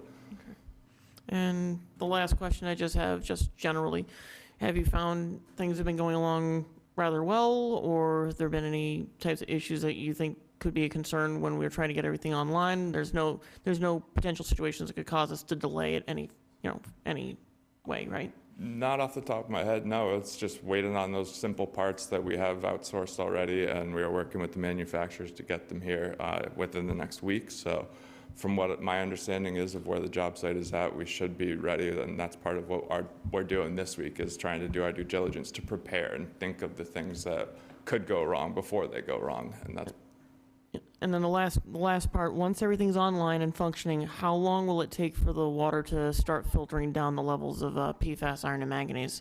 immediately. It will be immediate? So probably within We won't put it back into the system until it's ready to go. Okay. All right. And under the parameters that DEP guidelines set, and each individual plant has its certain parameters based off of water quality. Okay. Cool. Thank you, Bill. I appreciate it. No more questions, Mr. President. Thank you. Councilor Lindy? Thank you, Mr. President, and Bill, thank you very much for the good news and the good report. I'm going to say August 24th is a great date because it's my birthday, and I wish you luck. A lot of work has gone into this, a lot of hard work has gone into this, and it's nice to hear that we're moving forward to a solution. So I just wanted to... Definitely, and I just want to reiterate that it's been a journey for our team as well as the Apex staff, and we are all taking this very seriously, diligently, and it's good for us all to be able to see the work immediate and being able to support the community. And I just want to thank my team and the Apex staff and our team as well, that their work isn't going unnoticed. And Mr. President, one more thing. Again, no attachment file here. He explained it in public. I know he had some notes to look at. I really think, even though it's in the minutes, I think there should be something attached to this, like perhaps a one-pager. I'd like to see that happen. Thank you. Councilor Trocchio? Yep. Bill, thank you so much for being here. I have two questions. My first question is, so you mentioned this cybersecurity program or whatever. Is that program the same as, like the same brand as that we're buying to pump the water, or is this a separate security software entity? So the security itself is not based off of the manufacturers that we're dealing with. The cybersecurity is actually on our internal SCADA systems. It's about communication to those and how we utilize those. So that's why we have secure facilities on all of our sites, so people can't get into the doors to actually go in to those things. So it's a full security measure in that sense of that they talk to each other, but you can't access them at all remotely right now. Okay, so like my biggest concern is like what I'm just trying to lay out is any sort of cyber attack that could potentially limit the usage of the water. So there's mechanisms in place to prevent that from occurring? Correct. All right, and so is this connected overall to like our regular internet that we use? It's a separate system? They're not connected to the internet at all. Okay. So how do they talk? How do these systems talk? I don't, that's something that I'm probably not going to get into at this moment. Yeah. All right, good. So my second question is, do we need to continue, like, do we need to continuously have any specific timeline with Middleborough to ensure that our systems are operational? Like, we have the interconnection with the agreement. Based on your perspective and what you're seeing, do we need to extend that? What do you think based on your knowledge and experience? In my professional opinion, the more water you can keep, the better. Okay.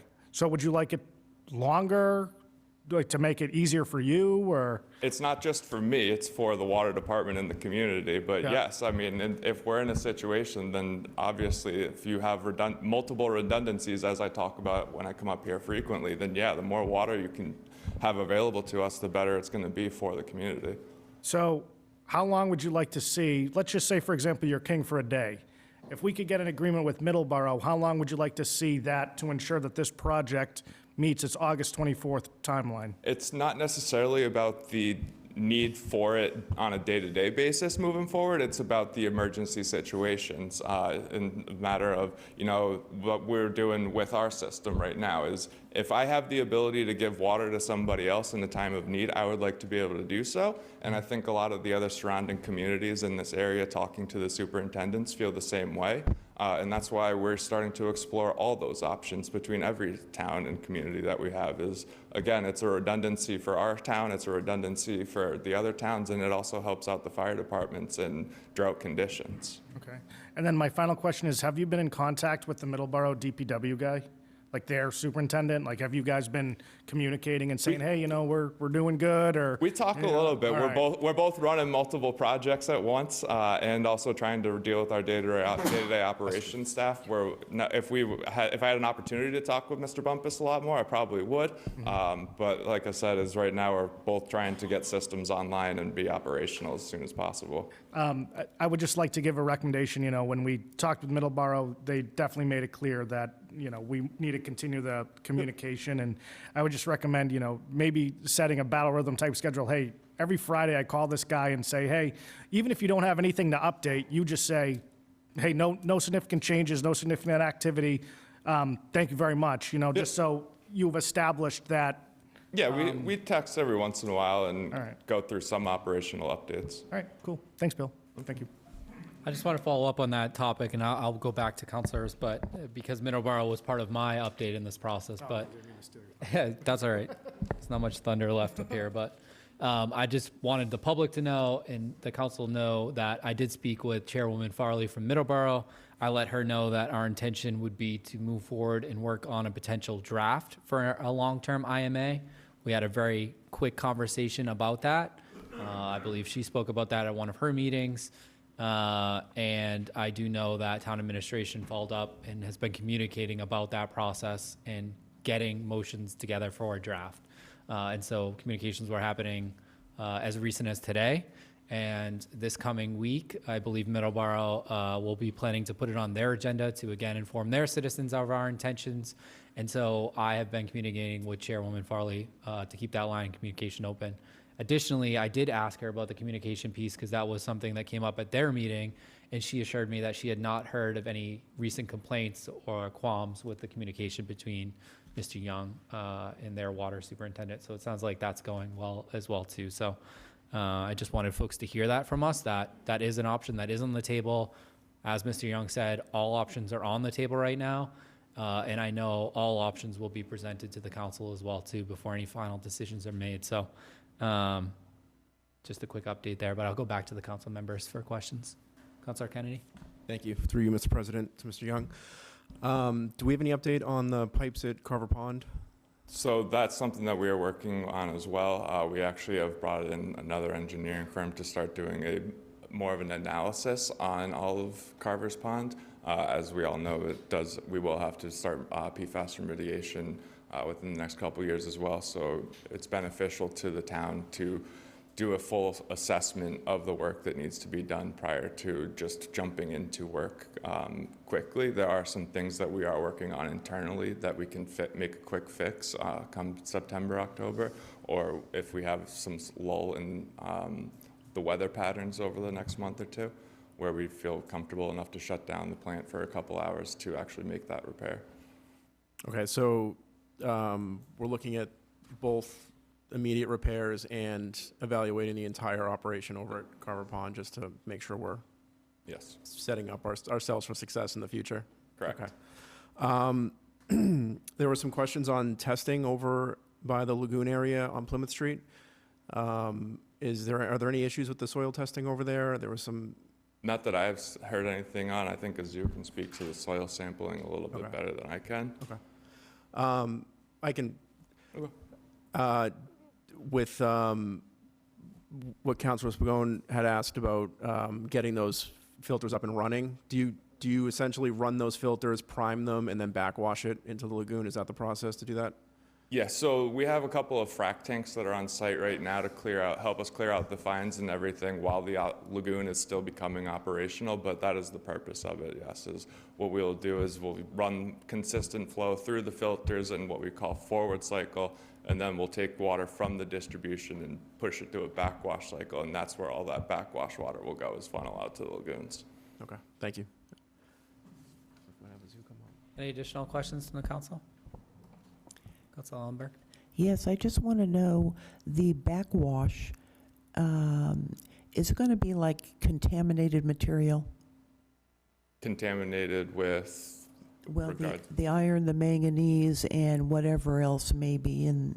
There'll be some, yeah, there'll be iron and manganese. That's why we have the HDPE liner, so we can let the water evaporate, and then over the course of a couple of years, we would haul out those solids so they don't get released back into the aquifer.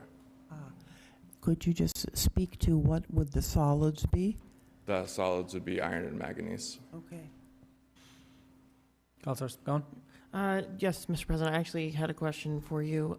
Knowing that the Middleborough Select Board is scheduled to meet on Monday next week, knowing that there's been work going on prior to that, do we believe we'll be ready to be able to give that to Chairwoman Farley so that her colleagues can discuss it and take it up next Monday? So my understanding is the agreement is coming from them on the first draft, what they would like to see. I believe then we will look at that draft and hopefully negotiate from there. I'm not sure they need a set agreement for next week's agenda in Middleborough. What they would like to do is bring it to their town meeting in October, but I also don't want to speak to their form of government and how things work. But I've been in contact with Chairwoman Farley.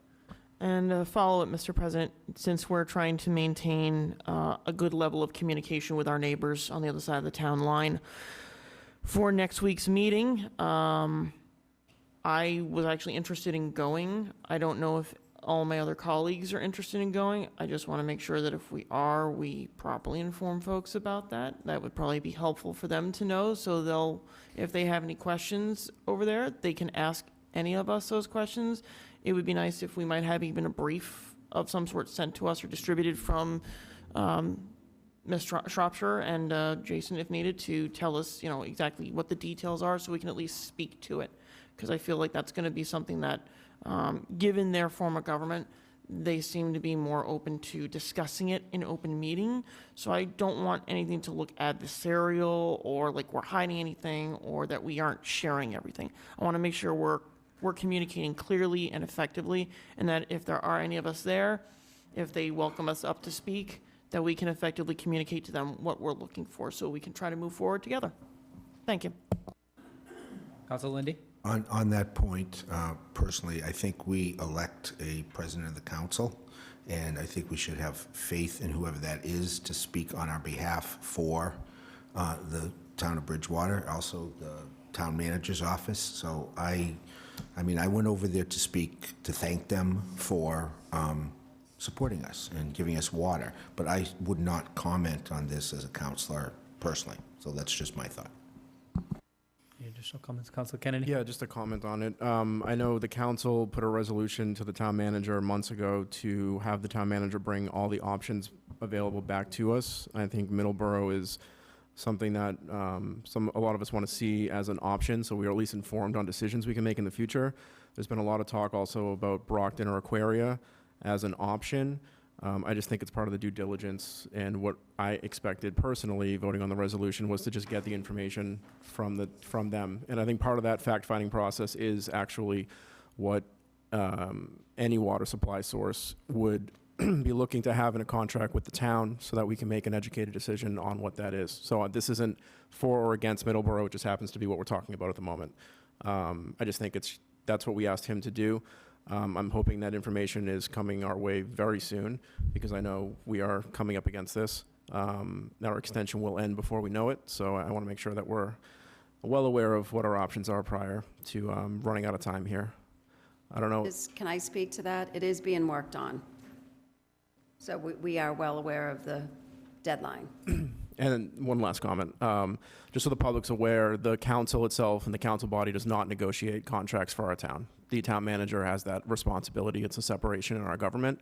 So as much as the councilors, I think a lot of us would like to be involved, but it's just not the way the town works. It's not our operation in this town. It's separated. So the town administrator's office will be the ones working on that first, and then that comes to us for approval and any funding needs that are required to do any of that. Thank you. One more point. Yep. So Lindy. We also do not have a regularly scheduled council meeting until September 8th, so I don't know if we're going to have to deal with anything to take an action on that, but you know, obviously with summer schedules and everything, we're going to have to factor that in. Yes. We can't meet here because they're doing early voting here, so if we have to have a meeting, we're going to have to be elsewhere. Mr. Young, I just have a few questions for you regarding the water update, if you would. I like to really dumb things down for myself in this process. And I think the obvious elephant here is, you know, our intentions were to have this system up and running at the end of June and then, you know, sort of beginning of July, middle July. Now we're certainly moving towards, or it looks like, I mean, we basically are at the middle of August, and now we're talking about maybe next week or the following week. Could you summarize for folks in kind of plain detail what has caused the delay, or what is the holdup? It's not only shipping, it's the back orders on things. It's, like I said, is flange ductile iron pipe is 4 to 6 weeks lead time on some things, where it's been a work in progress. There's been some weather delays with the significant rain. Contractors can't work side by side together doing certain things, so we've had to spread some things out. And then obviously, like, one of the biggest things is making sure that it's safe for public drinking water, most importantly. And, you know, slowing this process down was partially because of having the Middleborough interconnection be activated for these next 3 months, and making sure that we were doing our due diligence and there weren't issues going into the startup. If we continued to rush and try and get this project online, there's some things that we could have done that could potentially hurt the system more than help the system. So that's where that has come. And then just a question on the Carver's Pond piece, because I know the last update we provided to folks, again, when we met in July, was that we were seeking engineering firms to look at that and evaluate that. Sounds like to date, we're still kind of in that same phase. So we had a first assessment come last week, 2 weeks ago. And so we made those decisions, and then, like I said, now we're working with trying to find a contractor who can do the work in a timely manner for the immediate work that we were looking to do. And the hopeful time is September, October for completion of that project, but. September for the immediate project, and then, like I said, going out and doing the full tuberculated lines and things of that nature. We're going to look and do our more due diligence on how quickly that should be done, and also couple it with some other projects that we would like to see done at that facility. Excellent. And then my next question is, we also talked about tank diving and vacuuming and flushing. Is there any update on that process? I have been reaching out to a couple different contractors to receive quotes for this fall. That's something that I am striving to get done this fall, as we have the operational redundancy with Middleborough for the next couple of months. Once this project comes online, it gives us a little bit of time to fill our tanks and to make those necessary changes, or to make those necessary repairs on those tanks and cleaning them. Have we seen any improvement in terms of water usage and capacity? We have. Over the last month. What does that look like? I know we haven't had to message town folks, but could you share a little bit about that? The tanks have been fairly consistent. We had the nice rain the last couple of weeks where we were gaining in the tanks daily. On a rain day like we had a couple weeks ago, we were averaging around 1.2 million gallons a day, and we were producing right around 1.5 million. So we were able to continuously gain on the tank. So it has been nice to see consistent gaining of the tanks, where this is another step in a redundancy that will allow us to continue down that track. And then in return, we've used less water from Middleborough, I'm assuming. Yes, yes. So as our tank, it's based off of pressure right now. So as our tanks fill, it actually pushes the pressure back. So it does reduce the flow on its own a little bit, not by much, like maybe 10 to 15,000. But like I said, as those tanks fill, you're going to increase pressure on our side. So you're going to lose that much differential on the other. Excellent. Okay. I have no more further questions for you, but my last comment would be back to our assistant town manager. If we could, perhaps at our next budget and finance meeting, if Councilor McGrath would put that on the agenda, could we have an update on the loan authorization, where things stand, where we're at, how much we've gone out and sought for that? I think it'd be good to just look at what that standing looks like compared to our water enterprise system from like a holistic standpoint there. Of course. Thank you. Okay. Thank you, Mr. Young. Thank you, Bill. We will move on to item J, discussion. We have one discussion on the agenda this evening. It's regarding an open meeting law complaint received July 14th, 2026. I will hear from the council. I'd like to make a motion, Mr. President. My motion is to allow our town council to respond to this open meeting law complaint. Second. Motion on the table by Councilor Kennedy and seconded by Councilor Spagone. Any discussion? Seeing none, we'll take a vote. All those in favor? Aye. Any opposed? Thank you. Motion passes 9-0 to have our town council respond to the open meeting complaint. I'll move to item K, committee reports. Are there any reports from the committees? We both have. Yes, the CEDC. So F, G, and H. We took votes on all of those. They are all being sent for advertising. So. We can discuss them as the legislation comes up in that. Okay. Piece of the agenda too. Yeah. Anything additional? Mary? Thank you, Mr. President. The Budget and Finance had a joint meeting with the Finance Committee meeting, and one of the things that came out of it, we're thinking about writing a resolution to explore other events that the funds from the Lipski Family Trust comes, and of course, it will be directed as artistic and cultural events. And we have started the discussion if the town will do an override, what that will look like. Thank you for that update. Seeing no more updates, we will move to the next item on the agenda, legislation for action. The first item we have is Order O FY 26-079, acceptance of gift, Lipski Family Trust. We'll refer to the town manager if there are any updates.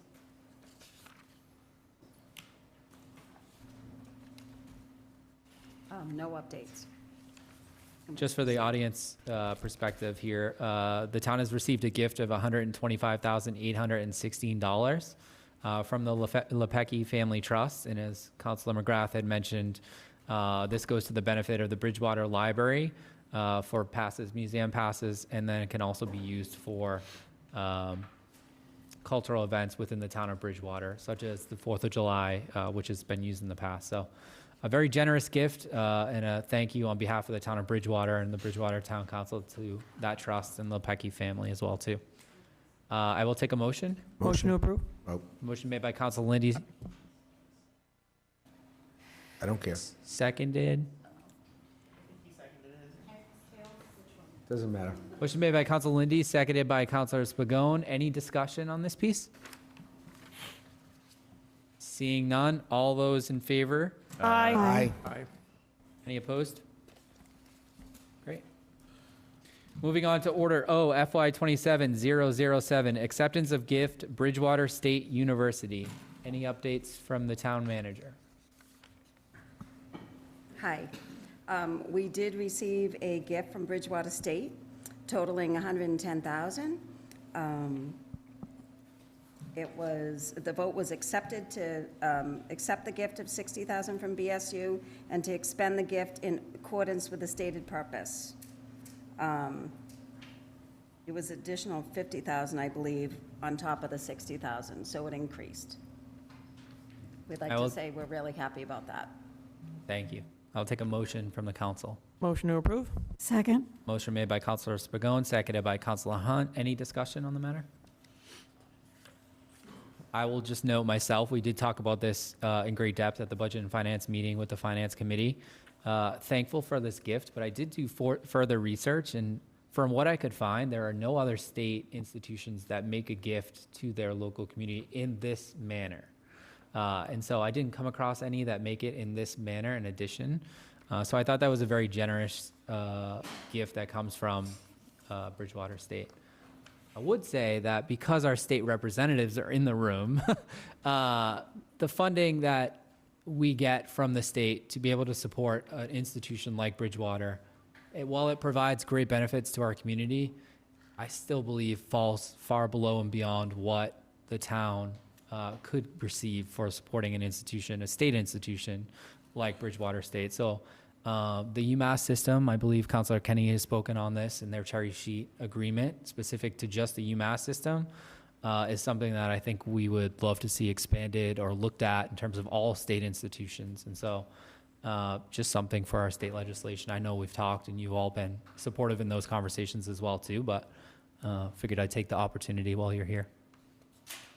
With that being said, I will take a motion, I will take the vote to accept the gift. All those in favor? Aye. Any opposed? Motion passes 9-0. Moving on to Order O FY 27-009, transfer order for the library budget reallocation. Any comments from the town manager?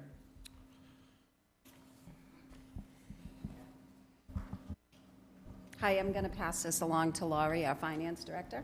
Thank you. Good evening, Mr. President and fellow councilors. This transfer order before you is, it's a reallocation of funds that's already voted in the fiscal 27 budget. We are reallocating funds that were in the expenditure lines into the salary lines, which will give the town a better standing for certification because the monies will be spent on salaries. So, yep, this is the measure before you tonight. Thanks. Thank you. I will take a motion. So moved. Second? Motion made by Council Lindy, seconded by Councilor Spigot, and then open for discussion. Any discussion by the council? I think we also discussed this in great length at Budget and Finance meeting. And I didn't mention the previous two gifts for Councilor McGrath voted 3-0 to approve in Budget and Finance. This also was voted 3-0 to approve in Budget and Finance and 5-0 by Finance Committee. That's correct. Okay, seeing no more additional comments, all those in favor? Aye. Any opposed? Motion passes 9-0. Moving on to Order O FY 27-010, transfer order finance budget reallocation. I will defer to the town manager if there are any updates. I'm going to let Laurie speak on this one also. Thank you, Mr. President and fellow councilors. This measure before you is reallocating funding from the Treasurer Collector's Office into the Assessor's Office. This opportunity happened when one of the staff members moved on, and there was, instead of filling a vacancy in the Treasurer Collector's Office, in our whole finance operations, assessing, treasury, collection, and accounting, we felt the gap of the work and the finance allocation would be helpful to the assessors for this purpose. So it would not add anything to the budget, it's just reallocating funds. Thank you. I'll take a motion. Motion to approve? Second. Motion made by Councilor Spigot, seconded by Councilor Ellenberg. Again, any updates from Budget and Finance? Budget and Finance voted 3-0 to recommend, and Finance Committee voted 5-0 to recommend. Okay. Any additional discussion? Seeing none. Mr. President? Yes. I did have a question for Laurie through you to her. Laurie, thank you for coming in tonight. I had a quick question regarding the reallocation. You mentioned it's going to go for the assessor's office. There was a need for an additional part-time staffer, if I remember correctly, in that office. Will this help to fund that position for that part-time amount?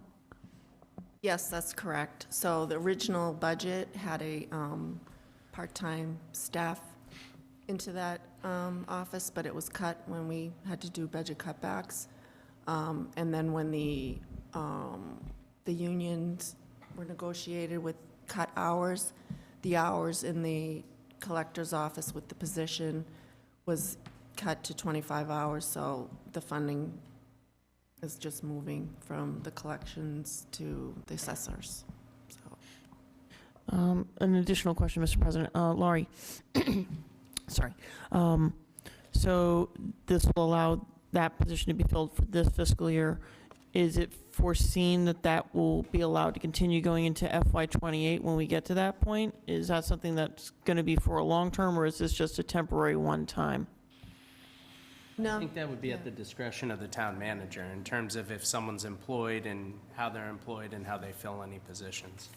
Thank you. Do we have any idea of what that would look like right now, or? No, that would be at the town manager's discretion about who he fills in terms of employment opportunities. Okay, thank you. Any additional questions from the council? Okay. All those in favor? Aye. Any opposed? Motion passes 9-0. Moving on to Order O FY27-011, Transfer Order, Funding of Fire Arbitration. We'll defer to the town manager. Yes, hi. I'd like to say that under Chapter 589 and under Chapter 150E, as the town manager said before, we on the bargaining team have an obligation to support funding for the JLMC award, and we do support that funding. Thank you. I will take a motion from the council. Motion to approve? Motion made by Councilor Kennedy. I'll second. Seconded by Councilor Spagone. Thank you. Open for discussion. I'll take Councilor Trocchio and then Councilor Kennedy. Is it okay if I call the union president up? Jim Reedy? Is that appropriate? Am I allowed to do that? If you vote to suspend the rules, I suppose Someone you make could. a motion for me to suspend the rules. Well, you're going to make the motion. All right, I'm going to make a motion to suspend the rules. Second. Seconded by Councilor Ellenberg. All those in favor? Aye. Aye. Any opposed? 9-0. Okay. Union president, can you come up real quick? So I think there's a lot of misconception amongst this council and the board and the public as to the processes of an arbitration agreement and what are the potential consequences if this council doesn't approve it. So my biggest concern is if this council doesn't approve it, what are the consequences to this town, for the fire department, and what would potentially happen if we don't approve this tonight? So essentially, we would confer with legal counsel and go from there. Obviously, it would be a detriment to this town. It would just basically signal that they don't believe in the process.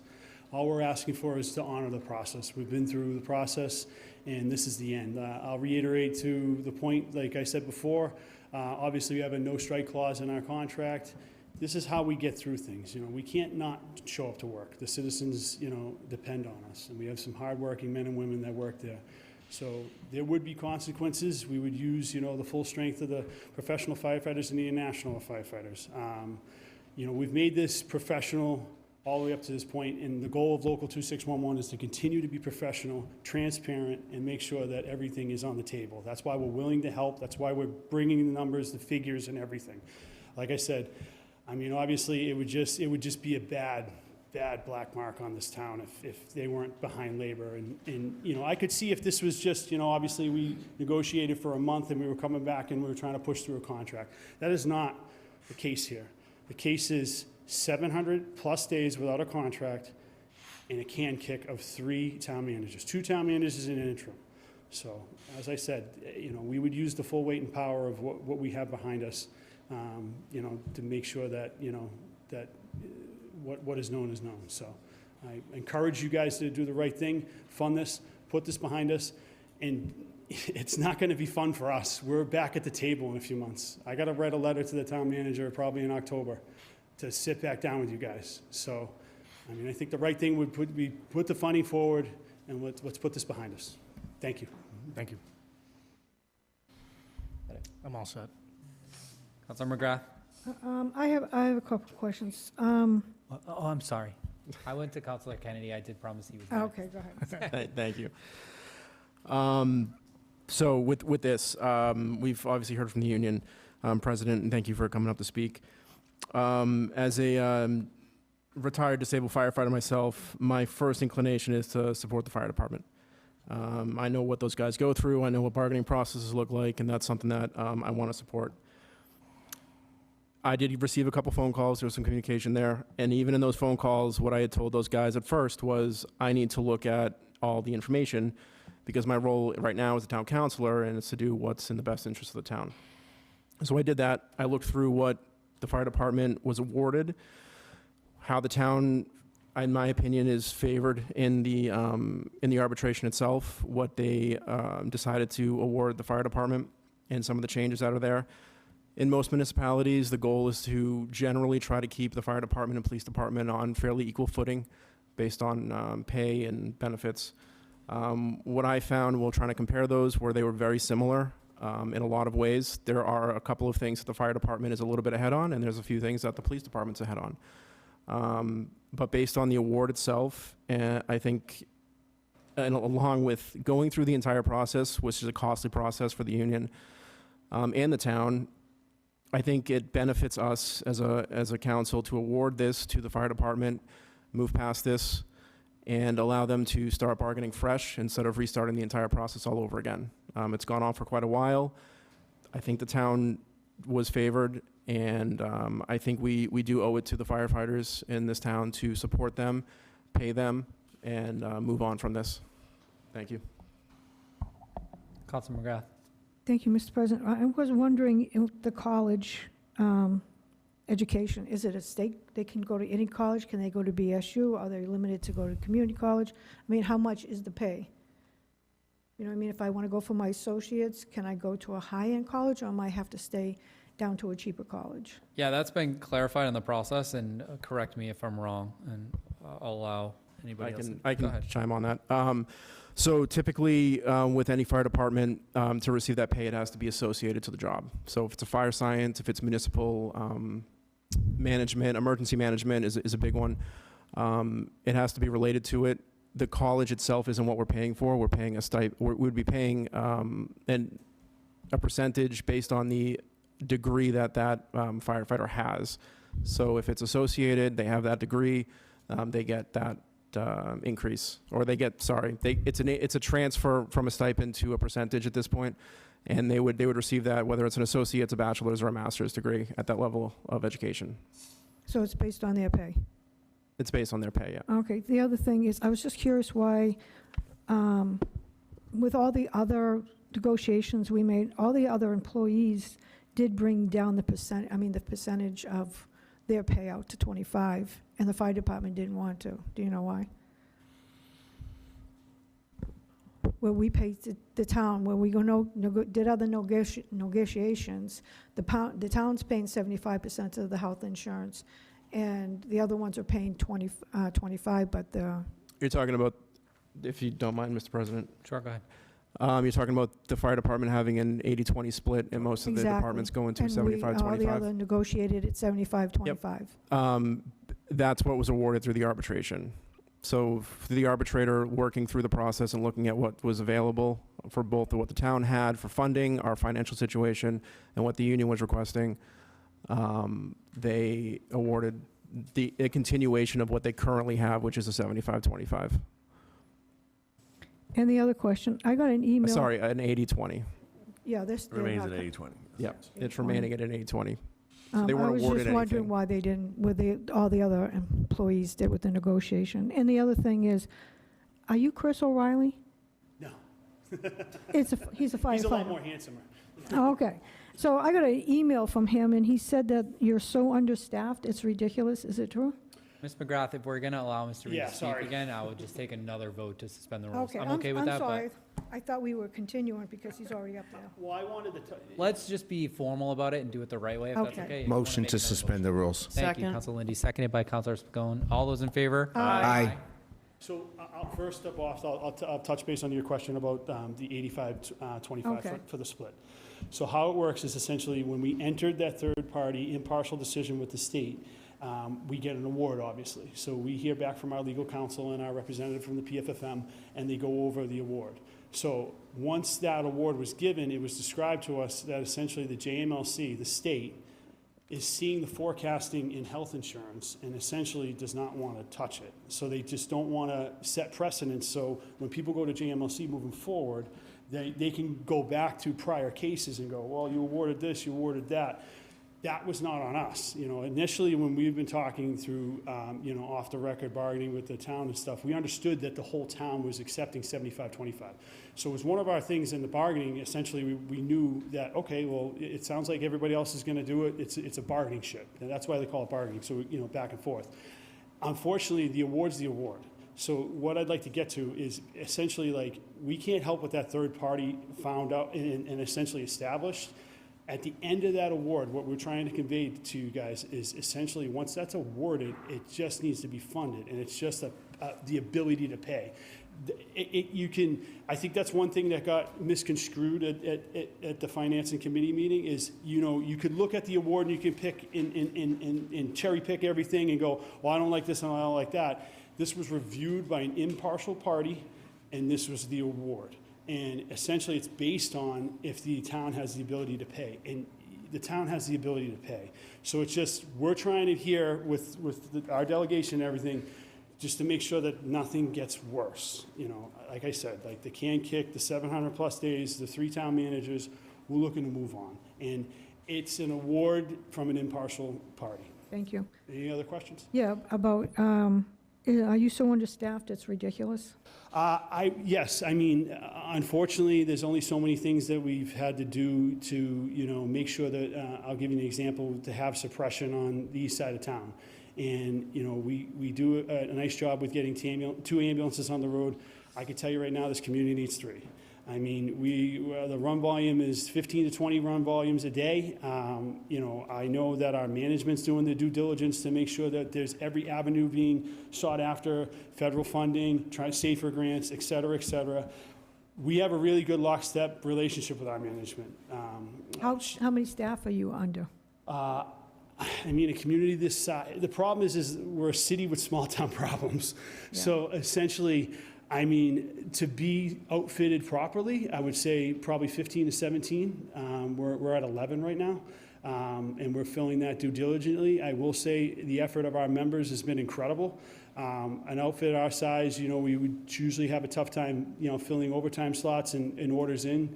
I can tell you the effort from my membership is we haven't ordered in. And that speaks volumes that guys want to come to work, they want to put their best foot forward. So, but yes, I would say, for on the record, we're understaffed. So if we pass this, do you think it would be more difficult for our town to afford to staff more? No. You don't think so? No. This is just a step in the process, essentially. Like everybody else has conveyed, they're coming up to, this is a very modest and fair offer. And I think what I want to go over again, too, is we have a problem in Massachusetts. There's not a lot of paramedics. There's not a lot of people going to school. The pool is getting low. So if we send a signal that we're not compensated appropriately for the amount of run volume, there are communities right now that are getting paid more to do less. And if, you know, if that's advertised as seen, why would someone come work here and work as hard as we're working and not be compensated appropriately? Are you still doing overtime? Yes, yes. But essentially, obviously, that's more than your 224s a week. So that's a lot for guys. And I'll tell you, that No, I know our it membership goes, has yeah. stepped up. And it takes a toll on families. Correct. So I understand that. Correct. Thank you very much for Thank you. clarifying. Any other questions before I? Not a question, but a comment. I just want to thank your financial person for the information that we got. I think that's very helpful. I wish Absolutely. we had it before. Anything we can do to, you know, make the process easier, we're looking to work with the town. Thank you. Thank you, Mr. Reed. Any additional comments on this? Can I request a roll call? Yeah, wait till we get to that point. but Okay. yes. Sure. Through you, Mr. President, just comments that the Finance Committee had on Budget and Finance. You know, the deliberation obviously came through the vote. What were the discussions and the decision on the vote? Is there anyone who can summarize that? Councilor McGrath, you want to? The Budget and Finance voted 3-0 to not recommend, and the Finance voted 5-0 not to recommend. But I got to say, hearing from the fire department and getting more information, we really didn't have that information. So I think that would have made a difference. I would just add, Councilor Perry, from my own personal standpoint, when I spoke at the meeting, my major concern is the education benefit and the insurance piece. Those are the two that stuck out to me, and eliminating the political aspect and the deserved pay for those folks in the room and what they do. It's tough to swallow this as a sustainable budget and contract for our town, in my personal view. Effective 7/21/26, associate's degree is 15%, bachelor's degree 20%, master's degree 25%. There's back pay involved in that piece. It's something that's not outlined in this agreement as well, too, is our firefighters have the opportunity to attend BSU and take classes at BSU. That's not in the agreement, but that's something that the town does for our firefighters. So I have major concerns about whether the town can fund this and going forward and sustain this contract. And that was my response at the Finance Committee, just so you hear my points. Yeah, just point I believe the agreement was 5%, 6.5%, and 7.5%. I think that's what Mr. Reedy was coming up to correct. But that was the award. That was the proposal. Was those different levels, and I was originally confused on that originally, but seeing that the award is 5, 6.5, and 7.5%. I'm not sure if that's what was discussed at the Yeah, Budget sorry. and Finance. My perception of it and where it's going is my concern. So Yeah. establishing this precedent of paying a percentage for an education fee is not a sustainable practice in my eyes for our town. I understand, and I have similar concerns. I spoke with that when I spoke with a firefighter, reached out to me. Again, mentioning it, the Quinn bill with the police obviously has some higher percentages, and between what's been awarded and what police get, and then certainly at the opposing situation when it comes to insurance, it does seem to be balancing out in those regards. My overall concern, however, is, going forward into next fiscal year, I think we are going to reach an untenable situation across the board, which I am afraid what it might mean for public safety in general, unless, again, the town entertains an override vote. But on the surface of things, again, it's something that, again, once it's been brought up here this evening with the firefighters, it does sway me to support at this point in time. And then we'll obviously have to figure out what we're going to have to do to fund it going forward. So, thank you. Thank you. I have one more question, Mr. President. So this contract is good until the end of 2027 or 2028? I forget. It's got to end of this fiscal year. Okay, so it ends in 2027 and then we renegotiate? That's correct. Mr. Reed spoke about that. Okay. I just want to clarify because, I mean, if we feel it's too much, we can always negotiate to bring stuff down. So. Any additional comments? No. That's Kenny. I just wanted to clarify from the back and forth, what we have in here is the award given effective July 1st, 2026, is associate's degree 5%, bachelor's 6.5%, master's 7.5%. And that's what the award was, as opposed to, when people are looking at this, there's union proposal, town proposal, findings, awards, and it's all laid out over multiple sheets. So I just want to make sure that that was clarified. Thank you. Yes. Counsel. I do share your concerns. I just wish we had the financial information at our Budget and Finance Committee meeting to look at and consider when we were making that decision. And I would like to ask for a roll call vote. Of course. Any additional comments before we take the vote? Mr. President? Yes. I would stress to my colleagues that this was an effort that was done with the fire department and the town of Bridgewater. This was a lot of time and treasure, as it were, to invest in talking this through and taking care of it in the way they have. We're obligated by law to undertake this. I recognize that there is a financial difficulty. If Mr. Reddy's compatriots' figures are correct, we could get the funding from the other accounts. The ambulance receipt reserve account is certainly a sufficient fund with which to service this. Even if we couldn't fund it from the stabilization fund, if we do it from ambulance receipts, it sounds as if it's a sustainable over a long period of time. That being said, I don't think there's that much challenge to deal with funding this contract going forward.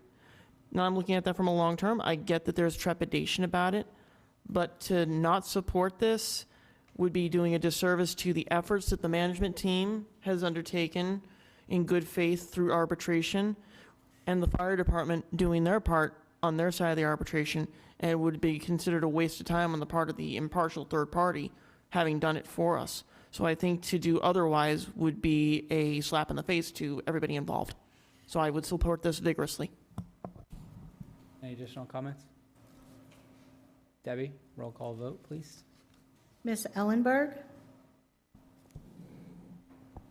I respect the process, therefore my vote is yes. Ms. Pagone? Yes. Ms. Hunt? Yes. Mr. Kennedy? Yes. Dr. Murphy? Yes. Mr. Trocchio? Yes. Dr. Perry? Yes. Mr. Lindy? Yes. And Ms. McGrath? Yes. 9 in favor, 0 opposed.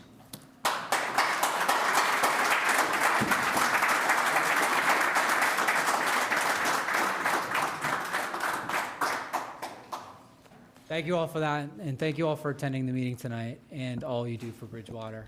I'm glad we were able to make progress and move on from that. Thank you. Mr. President, I just have a question on this. It was coming from a certain pot of money. Is there possible that we can have a discussion at some point to? Now, why don't we take a 5-minute recess if we can here? And so, Motion for motion made by recess. Councilor Second. Kennedy. Seconded by Councilor Lindy, sorry. Yeah. All those in favor? Aye. Thank you. 5 minutes. All right, thank you all. We'll pick up the agenda with item F under legislation for action. That's zoning ordinance D FY 26014, amendments to the central business district regulations. We have sent this to the CED in planning board. CED voted 3-0 and planning board voted 5-0 to approve. I don't know if there's any additional comments that you'd like to make, Councilor I think Hunt. that's pretty much it. It's going out. Excellent. And I know there are some amendments before us, so I will take any motions that are on the table. I'm going to make a motion to send this back with the amendments to be reviewed. Second. Send it back to CED and planning. CED and planning for the amendments. Okay, seconded by Councilor Lindy. Any discussion on that motion? I would vote the amendments first, and then I would send it back. Okay. Because you want it in the form that they're going to review. So I would do a vote for the amendments, and then once, if they pass, then I would send it back. So, Mr. President, I'll make the motion. Mr. President, I'll rescind my motion. Thank you. So, Mr. President, I'll make a motion for the amendments listed under this zoning ordinance. Second? A motion made by Councilor Perry, seconded by Councilor Spagone. Any discussion? Again, just, it's basically after an initial discussion between CED and the planning board, many of these revisions came on up, so they already, the vetting has been started, but this will just allow this to be sent back and for further and final review to bring back to us. Thank you.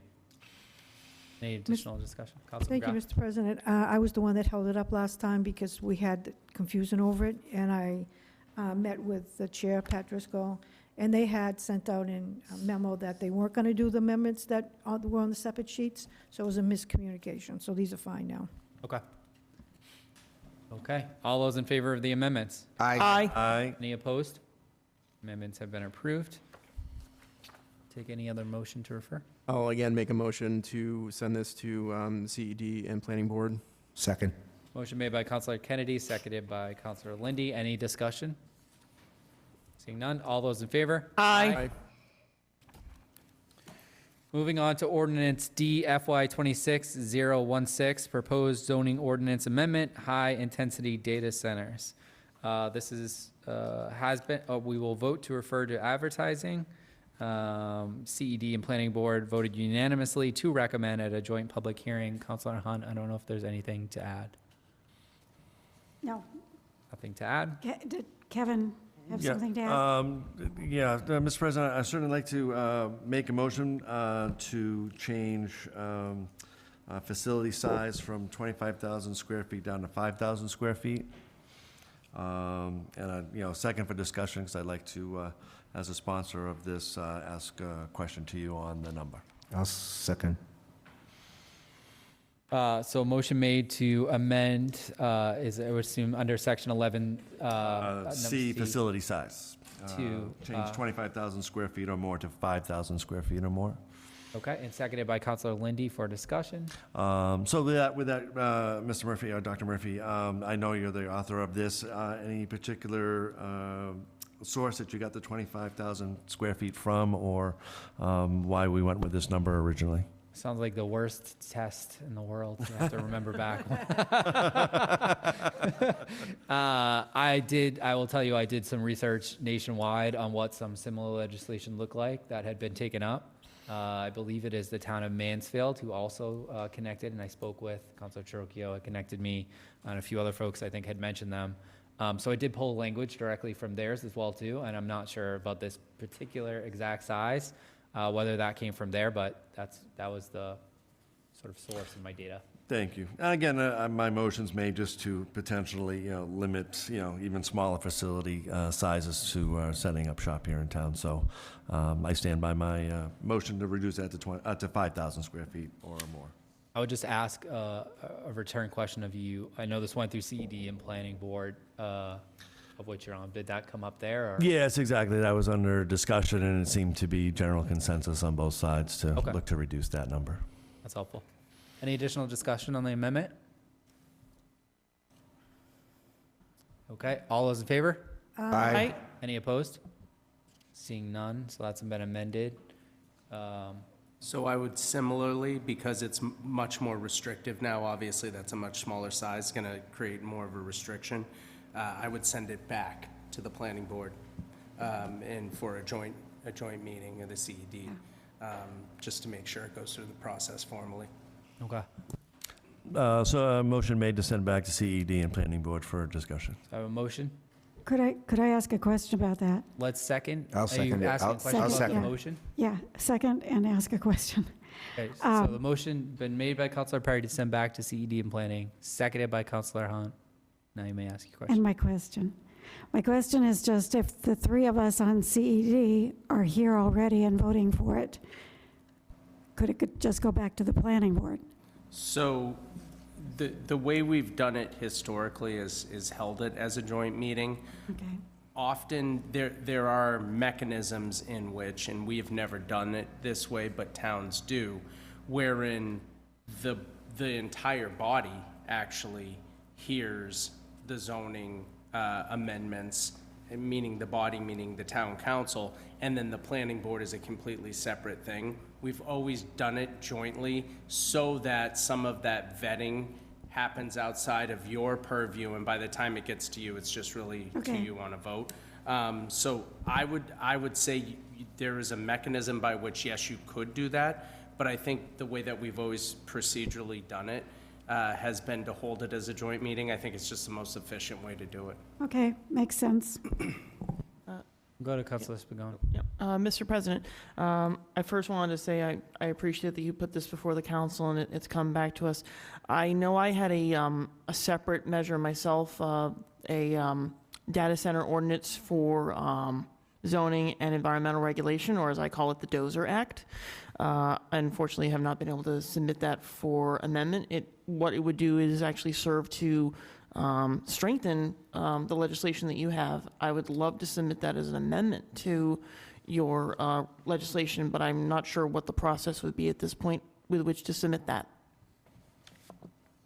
So you'd have a couple options. So if it made it additionally restrictive and you waited until it went back through the committees and then came back to you and then made the amendment, you'd have to send it back. The other alternative is you could make a motion to continue this to the next date, and then at the next date, you could bring your amendments, vote on them then, and then send it out, which may just expedite the process by, one extra meeting or so. I think I see those as the two. If you don't have the amendments ready now to articulate, I see those as, you do have them? Yeah, I have. Yeah, well, I think that, I sent it both to you and to the council president a few weeks back. again, I wouldn't know what you're actually amending on it. That a proposal, you'd have to be specific to your amendment of this. So you could make an amendment absolutely tonight, and if you vote the amendment tonight, then that can all go back. But you would have to be specific about what you're amending and what's in front of us. Considering the length of which the document is, it might take some time, That's and what I I'm was pretty sure assuming. nobody wants to be here past Yeah. 10:30. So your suggestion would probably be, or your guidance would be, is that I make a motion to continue it, and we would work on it from there. Correct? I think the most prudent thing to do is to get it to a state at this level that you all are comfortable with before you send it back out to committees. Because once you send it back out to committees, you don't want to keep getting it back and sending it out. Right. So if you're not comfortable yet with the state that it's in, the only mechanism that I see, well, there's two. You can create the amendment now and send it out. Or if it's not ready, you just make the motion to continue. Those are the two options. We do have a motion on the table for CED and Planning Board at the moment, so. Yes. Just so folks are aware. Yep. Councilor McGrath? Thank you, Mr. President. This is a good foundation, but I think that we should be aware that, like Lowell, like what Ms. Hanson said, Lowell, because they didn't designate it a certain area, it could be put in there, and now, right now, Lowell's fighting against for that thing to be expanded, their data session. So I think we need to watch all this stuff, because, the state could change, and who knew that the state would force us to have MBTA and sue us if we didn't? So I think the State House seems to be really supporting data centers. So I think when we keep an eye on it, we really have to define, to make sure we define it only going into a commercial space, so they can never put it in. So I think this is great, but I think we have to keep an eye to keep amending this and keep ahead of whatever laws the state passes. So Perry? Thank you, Mr. President. So basically, this start is a very good basis, as discussed before with CED and the Planning Board. Again, it's basically amending our table of uses to have a no in all zoning districts. So whether it's residential, commercial, it's not going to any district here. But my question is through you, Mr. President, to Councilor Spagone. Is there much difference in what you had written up versus what we have here that would make that much of a difference in the ordinance itself? Because again, we are, basically keeping it relatively simple, and with each thing that's listed here under the definitions, pretty much, would limit just about anything that would come into this town based on, again, how much power it would use, how much water it would use, and facility size. And it just needs to be any one or more of the following. You just need to have that criteria, not necessarily all of them. It's unfortunate that the council does not have a draft of my legislation before them to read it and review it. In my eyes, it's a substantial addition that gives greater protection to the town, especially from the environmental aspect of it, so that we're mitigating any circumstances where the council president's legislation gives us a good foundation. This enhances that by providing additional points of requirements, limitations, and restrictions that will further protect the town. I think it's a bit more thorough, but if it's in the interest of expediency to get a item in place, I'm more than happy to offer it at this point, knowing the circumstances of how this is going to take. I'm more than happy to offer it up at a later time so that this can get put into place now, and we can use this proposal that I have to tighten it up and make things stronger for us. Because even though things are changing, they're changing very rapidly, but it seems like the environmental impacts are becoming more well-known and how it's going to actually affect people's electric bills and their water usage and the availability of water resources. I think my legislation kind of addresses that strongly, and I want to try to, keep on adding in protections. So I think right now, the way this is languaged out, I think it's stronger, but I also don't want to impede what we've already got going right now actually talking it out. So I would like to actually at some point offer this up as a separate piece of legislation so we can add on to it. I mean, Congress does it all the time. They pass a law, then they have to create another law to pass to fix their problems that they did before. So I'm more than happy to do that at that point. Councilor Kennedy. I'll defer for a moment to allow the councilors to discuss this. So, yeah, thank you. So I would just say that, again, this does create a start. I don't think we have anything immediately pending, something coming into town, so I don't think it's a super rush, and I'd rather not see it go back to a joint meeting and then make more changes and then go back to another joint meeting because we've already reviewed this as written. So I will go ahead and rescind my motion to send it back if we want to continue this for one more meeting. And so Ms. Pagone can bring up her legislation and see if we can meld the two before we send it back to a joint committee. I would only like to comment before Councilor Kennedy. I guess my viewpoint on this would be to, as you've mentioned, and Councilor McGrath mentioned, that I think it's always going to be a working document. It's a zoning ordinance, so zoning in itself, I feel like, is something always that's evolving over time. My feeling is the town is very vulnerable to something happening at the moment, and while we don't know, or I'm not aware of anything pending, I would like to see some kind of foundation be put into place, and then it to be continued to be worked on and refined, and hopefully continued to be watched as we kind of go forward and see how these things evolve. So I would like to see this evening that we pass this motion, put this into place, and then continue to work on what the next step looks like to update. And that's something we could do at the next meeting. I mean, there's no time limitation on when we update, but that would be my suggestion. And I know Councilor Kennedy also wanted to speak as well. Yes, I'm going to offer kind of a different opinion on this. I'm going to continue to support this as a foundational piece to have something in place because I think we need something in place. But what I do want to say is there's a lot of this in the news right now. There are other parts of the country with significantly more land than we have available doing all kinds of things to their environments, water resources for those local towns. They're really pushing these through, and I understand the need for something there, so I will support this. However, I want to be cautious that we don't eliminate smart commercial use. I also want to be cautious that we aren't, and I don't, to my knowledge, believe we have any in the town, but I would like it known whether or not we have any data centers currently in the town. And there are data centers that do not use water. They are more expensive to build. They've been around for years. There are data centers that are essentially using the same water as a large warehouse, as one example. There's concerns over, obviously, the electrical load and increasing service and everyone else's electrical bills in those associated towns because they're basically using more and increasing the cost of that. So this is good, and I'm going to support it, but I just want to make sure that we are aware that there are data centers that do exist that don't do what is being portrayed in the news at the moment for these enormous AI data centers. So just as a caution, we don't want to limit ourselves from commercial buildings going up that may be beneficial to the tax base due to trying to eliminate like what we're seeing in the news, which is large-scale destruction of environment and resources for their local towns that were, a lot of this is going on in the Midwest and down south. Just as a caution. That's all I wanted to put out there. So with that, Mr. President, I'll keep my motion in place. Okay, we have a motion to continue. No, this is send it to joint committee once again. So you to get something. motion. I'm not rescinding it. No, I'm keeping my motion to send it to joint committee. Okay. To review this to get something on the books. Okay, and we had a second on that by Councilor Hunt. Councilor Hunt, yes. Okay. No more discussion on that piece? All those in favor? Aye. Aye. Any opposed? Okay.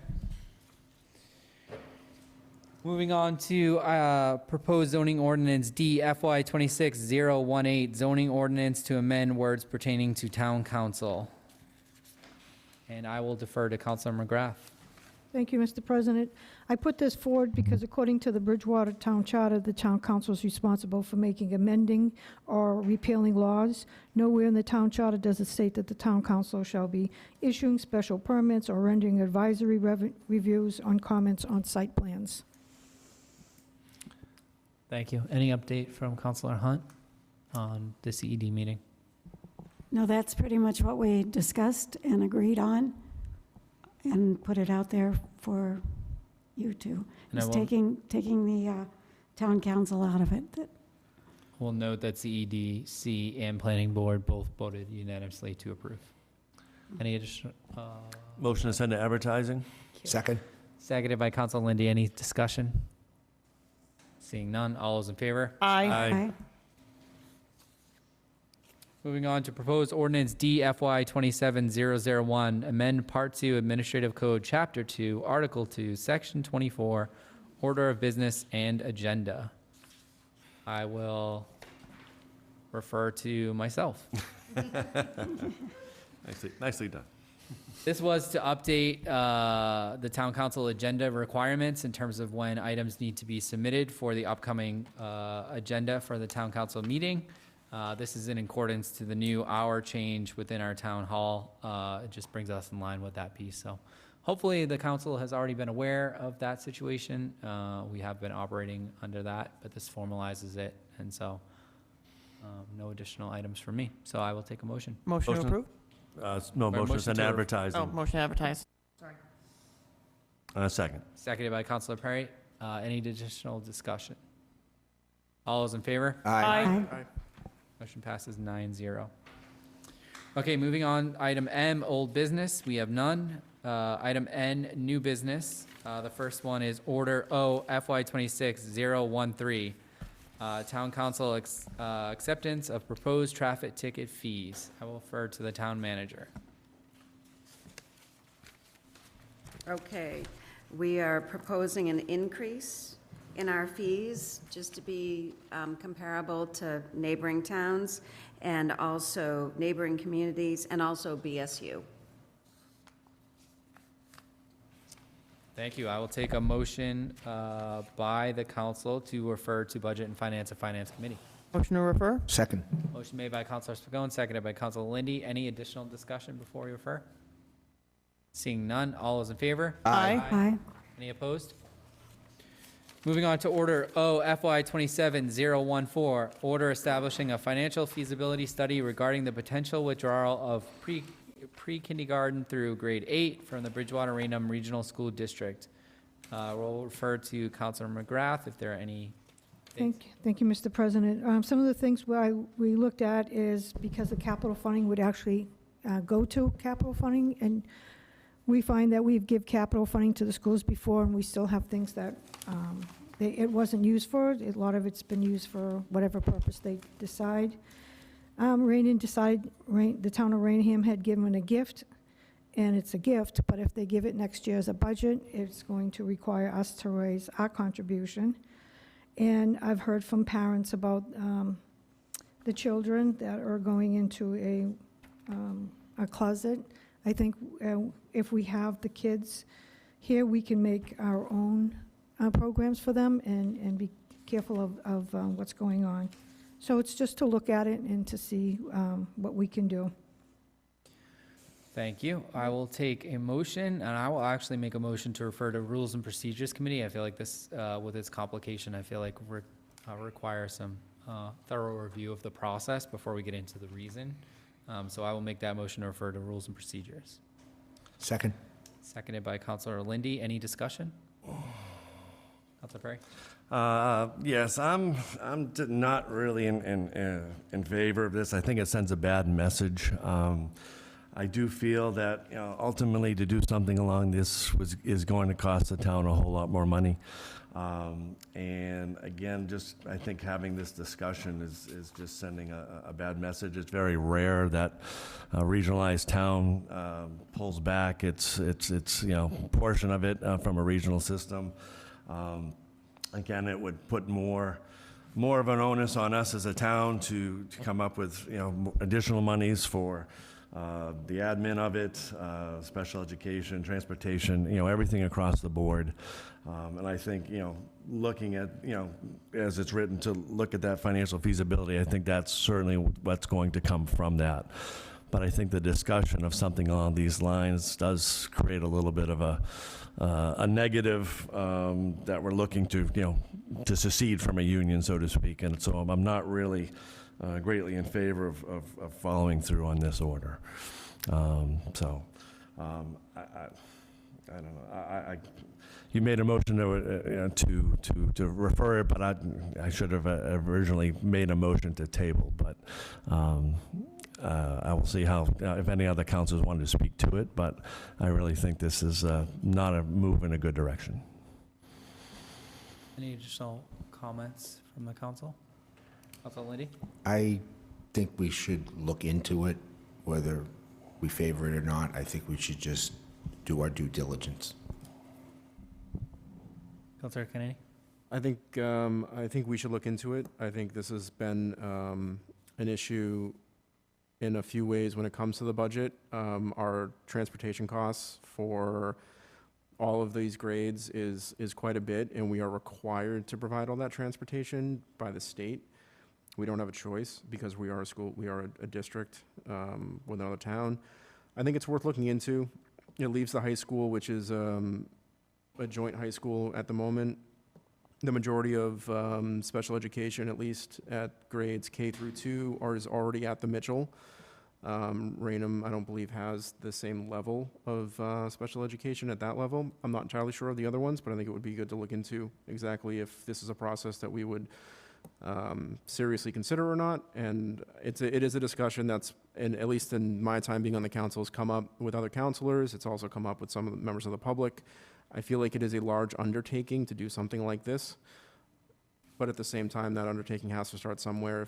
If we reach a roadblock where we feel like it's not worth it, then I think the council will have to realize that as well. So I think it's reasonable to open the discussion up.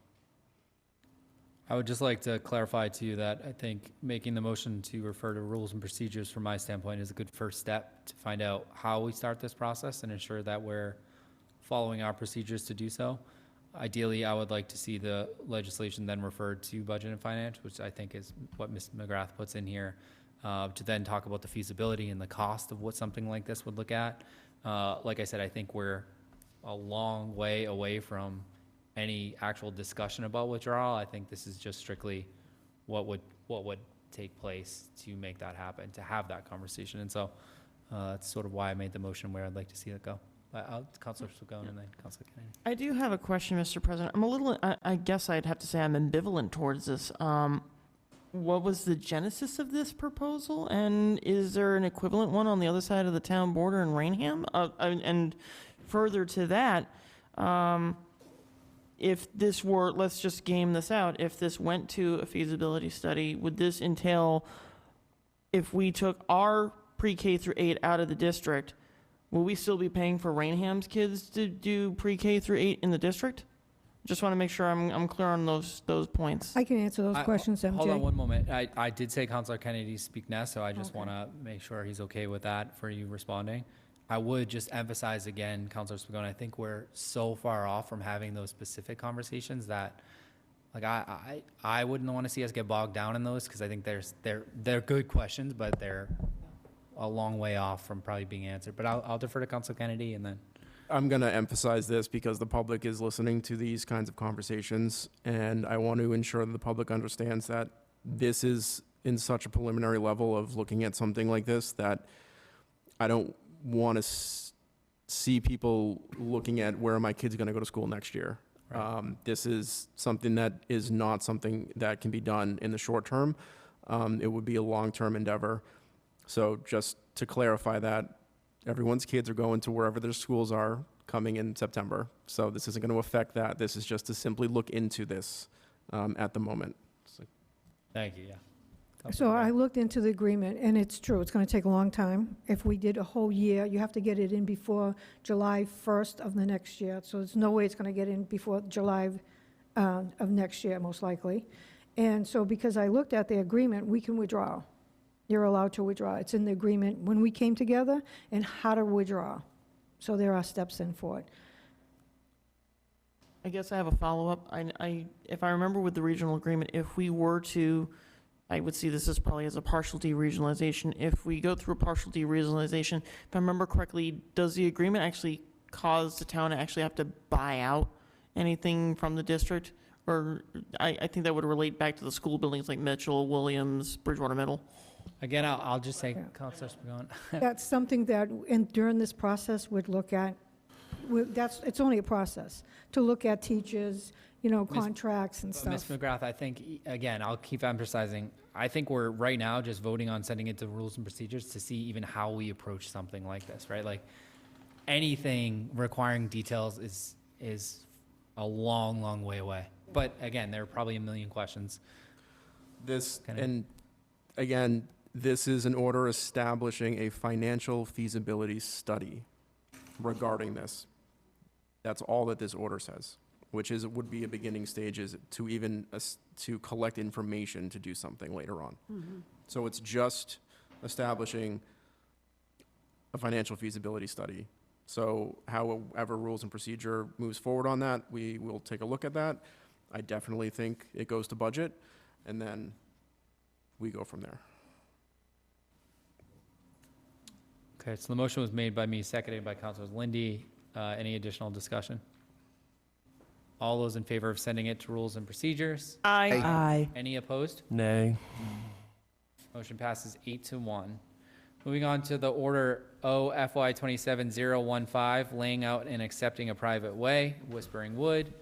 I will refer to our specialist on accepting private ways, Councilor Kennedy.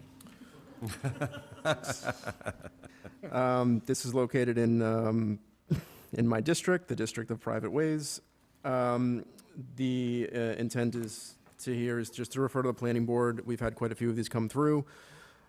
I will say this, though, for the council. We did receive information through the process of doing this previously that said that it was Massachusetts state law that we have to accept these. That was looked into after by myself and at the time another counselor, and that information wasn't entirely correct. So I'll look into that again to provide information to the council. But at the moment, this is just to refer to the planning board. Actually, I have on here, Council, maybe you can help me with this. Do we have to take a vote? Jason? Vote. Do we have to take a vote of intent to take the way, or can we just simply send it to planning board? You take 2 votes. Right. Yeah. Okay, so we do have to take a Yes. vote first to Correct. take the way, intent to take the way. Through you to council, the vote to intent starts the process to allow the planning board to investigate the taking of a private way, correct? Yes. So I'll make a motion with the intent to take the private way. Thank you. Do I have a second?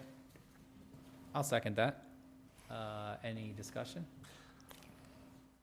Actually, wasn't, going back, I know Whispering Wood had some water runoff problems and a retention area type of thing. I believe that was some controversy back in the day about it. Has that all been rectified at this point, do you know? I do not have that information. Okay. Counselor. I do. I litigated that case for about 4 years, so we could talk about that So again, later. being the longest standing member of this council, I know we went over this in I the have past. plenty of information. I was the attorney, Yes. so, yeah. There is, Councilor Perry, a lot of information about drainage in the packet as well, too, for your entertainment. Oh, yes, for my entertainment. There we go. Okay, we had a motion and a second. Any additional discussion? This is again a vote to intent to take the way. All those in favor? Aye. Any opposed? 9-0. I will take a motion to refer to planning board. Moved. Second. Made by Councilor Kennedy, seconded by Councilor Spigot. Any discussion on this piece? All those in favor? Aye. Okay, moving on to Order OFY 27016, transfer order, CPC restoration of the, Osamoquin. Samaquin, thank you. Hand pumper and historical pictures. I will take a motion to refer to Budget and Finance Committee. So moved. Second. Any discussion on this piece? One thing. I'm not going to oppose it. I've seen these restored. They can be actually pretty beautifully restored, and they look great. All that I'm going to ask is we please clarify where this is going to go, because I've also seen these restored and then be stored in some private firefighter's facility for years on end and never to be seen again. So I would just like some clarification. It says it in the packet. It gives 3 options. Yeah. If we're going to spend over $100,000, I'd like to just know where it's going to go. So just as a piece of information there, but I support it. Okay, I have a motion and a second. All those in favor? Aye. Any opposed? Moving on to ordinance D FY 27002, Community Against Flock Encroachment CAF Act of 2026.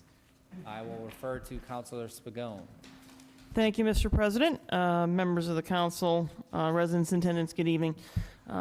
This is actually a piece of legislation that I will first note that this actually isn't the correct version of the legislation. I had actually not been informed that this was going to be added to the agenda until we got the agenda. I actually have an adjusted version that I would like to submit, although I'm starting to think that that's going to have to be done through the committee process if we refer this over to a committee.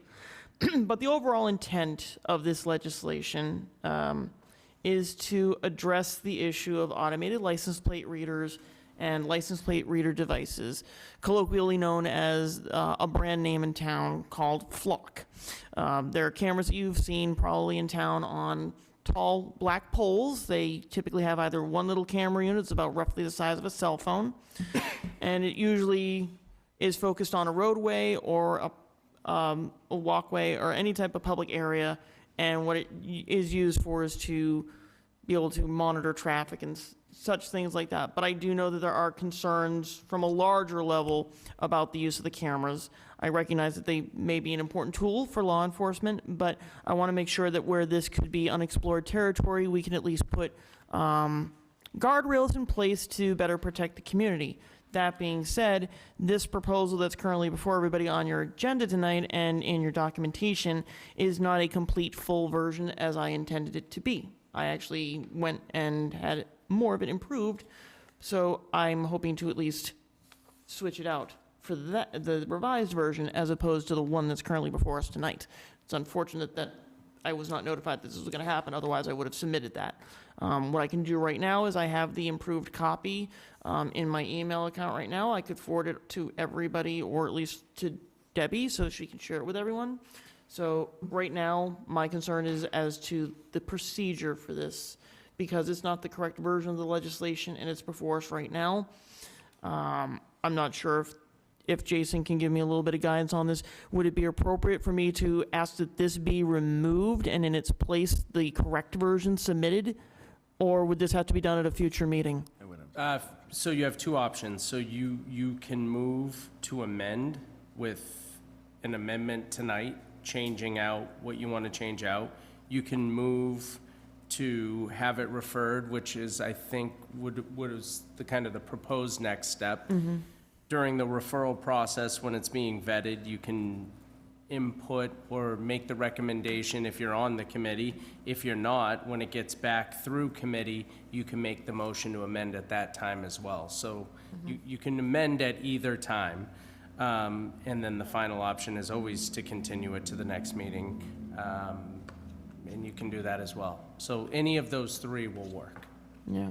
What would probably be the most expedient at that point then? Probably to refer it to committee, have it go through the process, and when it gets back through the process, look at what you have here, and based on what you have here, have redline proposed amendments based on what you wanted to have proposed. Okay. Yeah. Yep. Any additional discussion on this? Councilor Perry? I would just state that again, if there is a more complete writing of this ordinance before we refer it to any subcommittee, I would say we would need to see that and have it in our packet here. And it should be in the packet for the public to review as well before we discuss and refer. So I might suggest we continue this to the next meeting until her version can be put in front of all of us, because I wouldn't feel comfortable referring this to a subcommittee without seeing what other documentation she has. I honestly, Dr. Perry, would be preferable to that just because of how this got onto the agenda this particular way. I want to make sure everybody has a thorough understanding of what I'm seeking to achieve, but also try to provide for the public, and to keep up the interest in folks. So I would be amenable to that. Would you like to make a motion? Could I also say something? Yes. We do have the chief here, and I don't know if you wanted to ask him any questions, since they've been sitting here all night for this to come up, and we want to utilize his time. I just figured I would offer it. Thank you, Trish. Spoiler alert, I think the next item on this also pertains to that, so if not now, likely then. But let's just get through what we're going to do here with Councilor. I think a motion to continue it. Okay. So that we can get everything squared away. Second. Motion to continue to the next council meeting. Just to have Correct. a date Motion to certain. continue to the next meeting. Seconded by Councilor Ellenberg. Any discussion on the continuation? All those in favor? Aye. Aye. Motion passes. Any opposed? Motion passes 9-0. Moving on to the next proposed general ordinance D FY 27003, an ordinance amending Part 3 of the general ordinances by establishing a new chapter entitled Municipal Surveillance Technology. I will defer to Councilor Kennedy. So this is very similar. And the intent of this is to both add a chapter to our general ordinances because of the ever-growing surveillance technology that is coming through over the last few years and where it may go. It allows the council to insert additional ordinances and changes as they see fit to an actual chapter that can be referenced. And this as well removes the town's current flock cameras and the town's contracts with flock entirely. I will say I met with the chief. We discussed this ordinance, and I want to really emphasize to the public that I do believe that the police department entered into taking flock technology with the town and using it in good faith. They did put appropriate policies in place immediately, and I want to commend them on that. We are seeing other departments around the country that have not done that immediately, and they did, which I think is great. I view the APLR systems as a large-scale surveillance issue. In the collection of that data, we're seeing different headlines in the news, but I want to focus on what we see in Bridgewater. They are popping up not only on public property, but private property. What this does is it removes them from the town and allows us to put pause basically on the usage of these. The technology itself is advancing rapidly. Right now it is the camera, the license plate reading system. There are new technologies coming out very quickly that also associates that plate reading to Bluetooth devices like your phone. And this information is stored, and the metadata on this is stored outside the town, not within the town's control. We do, however, have an agreement that that data is supposed to be deleted at 30 days. That data is able to be accessed by others within that system. Our police department did put an audit in place, and they have protocols in place to appropriately check themselves and make sure that there's limited access to the flock system within our town, which I think is a good thing. But my intent with this is to push pause for now on APLR systems. Maybe some technology comes out in the future that we find beneficial. I do think that the police view this as a police tool, which I think it's probably a great police tool in some instances, and they were giving me instances as well where they were able to use this tool. But personally, I find this to be part of a larger network that extends outside of our town, and it's being used in different ways across the country, and those ways are concerning. I think the technology has advanced faster than state legislation process and federal legislation processes, and there's a lot of concerns with this. So without getting too political over the subject, that's where this originates from. There's a memorandum in there as well, which I'm not going to continue to opine on this, so I'll take any questions as well. Thank you. If we wouldn't mind, I will move to ask the town manager if we could hear from the police and then maybe go to discussion. Should we suspend the rules to allow the chief to speak? Do we need to do that, Mr. President? Yes. All right, I'll make a motion to suspend the rules. Second. Seconded by Councilor Spigot. All those in favor? Aye. Any Hi, opposed? Chief, can you come up, please? Mr. President, will we be able to ask the chief questions? Sure. Okay. Yes. Hello again. So I'll be very brief. I've appreciated the conversation about it. I recognize this is a bigger issue. It's not simply just a Bridgewater issue. What I can tell you, I look forward to the discussion. I suspect at some point you're going to refer it to a committee, and we'll have good discussion there as well in your subcommittee assessment of it. What I would say to you briefly is this. There are many technologies that are out there. Not all of them, I think, are useful and valuable. They have some value. We always balance not only the value of those technologies and those changes in our society and culture, but also what are we giving up in return?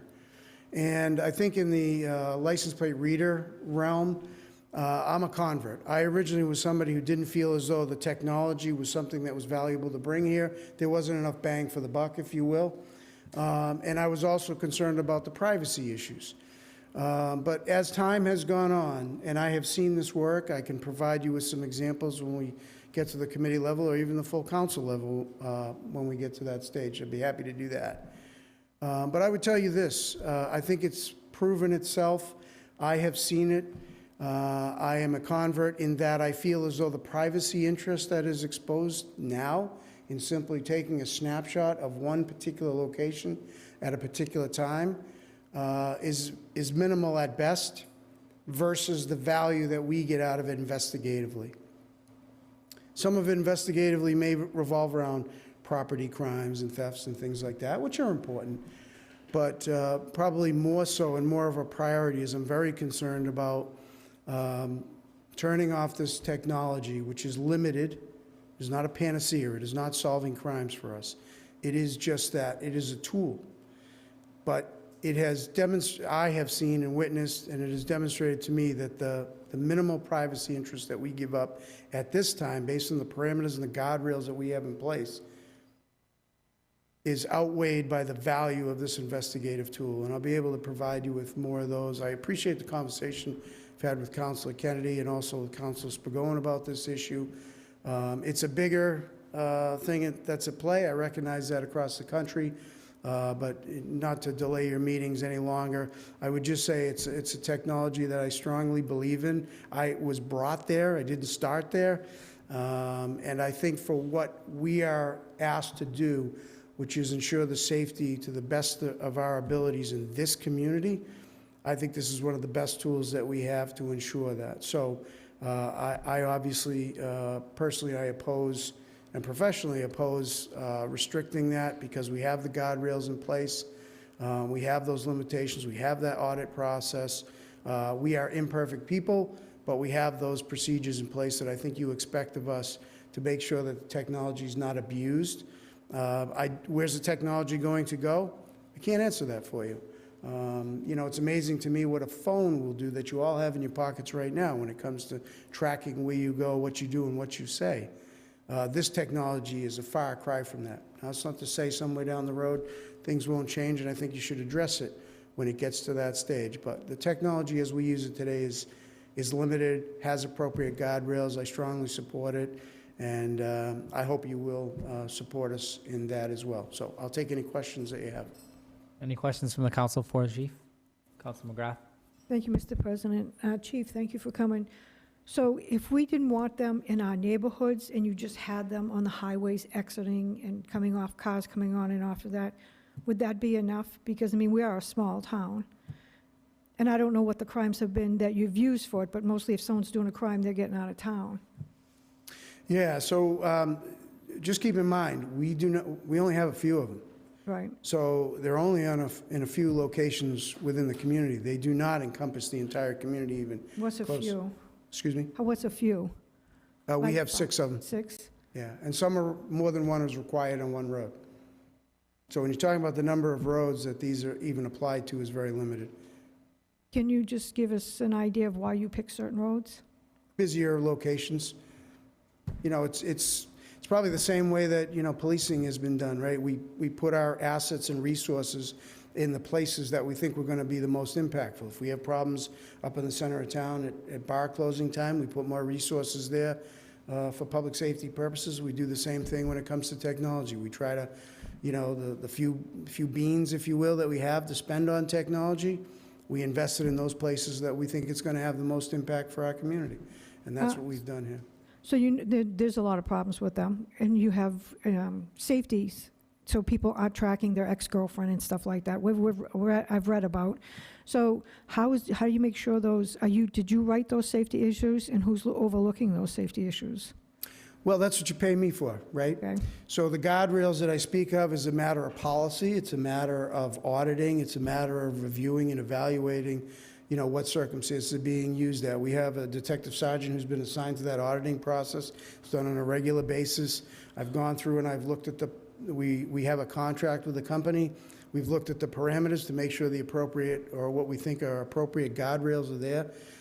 That's why the data is deleted after a certain amount of time. You ask why is it 30 days? We feel as though we'll be alerted to something that may have happened within that time frame. We'll be able to access that data. The problem is that you go beyond that 30-day time frame, you won't be able to do that because that data is deleted. So we've looked at a bunch of those things, but that's what you pay the command staff and myself to make sure that we're holding people accountable. It's being used for the proper reasons and the appropriate reasons. And I'd be happy to show you a number of examples of how it's benefited us in this community, and how I think it does make this community safer. It's just one small piece of the puzzle. There are other things that we certainly employ to provide safety. It's about training our personnel and where we deploy them, and it's a whole host of things that go into policing a community. But this is probably one of those technology areas that has changed a lot for us and is beneficial, while at the same time not sacrificing your expectation of privacy to go about your lives. We're very conscious of that. We want to make sure that everybody in this community knows that, your police department is the place. We're a representative of the government. You know me personally, but I have a job to do. And I respect not only the job that I do, but how I do it and interact with people. And they also expect that I'm conscious of what their expectations and freedoms are. And we have to respect that and honor that. And I think we're doing that even with this technology. I don't think it's changing that personally. I just have one more question. So you wrote the policy? Yes. Okay, so say, someday you're going to retire and stuff like that. Yes. So another chief could rewrite it, but if the town council wrote it as a law, could we do that and as a law, and it would stay put? And no one could change it in the police department if we took your policy and made it a law? Yeah, so I think with policy, you hold me accountable, right? So Yeah. through the town manager, you have certain questions or you have certain issues, then there's an accountability process that's built in. So even if the policy itself that you feel as though there is something that you may object to, there's still a process for you to be able to object to that and be able to address that issue. I don't think it's required that you put it in black letter law, if you will, in that way. But that's what you pay us to do, right? You pay us to exercise our due diligence and make sure that we're evaluating these things appropriately. So when you write the policy, does the town manager know that you're writing a new policy for your department? Yes.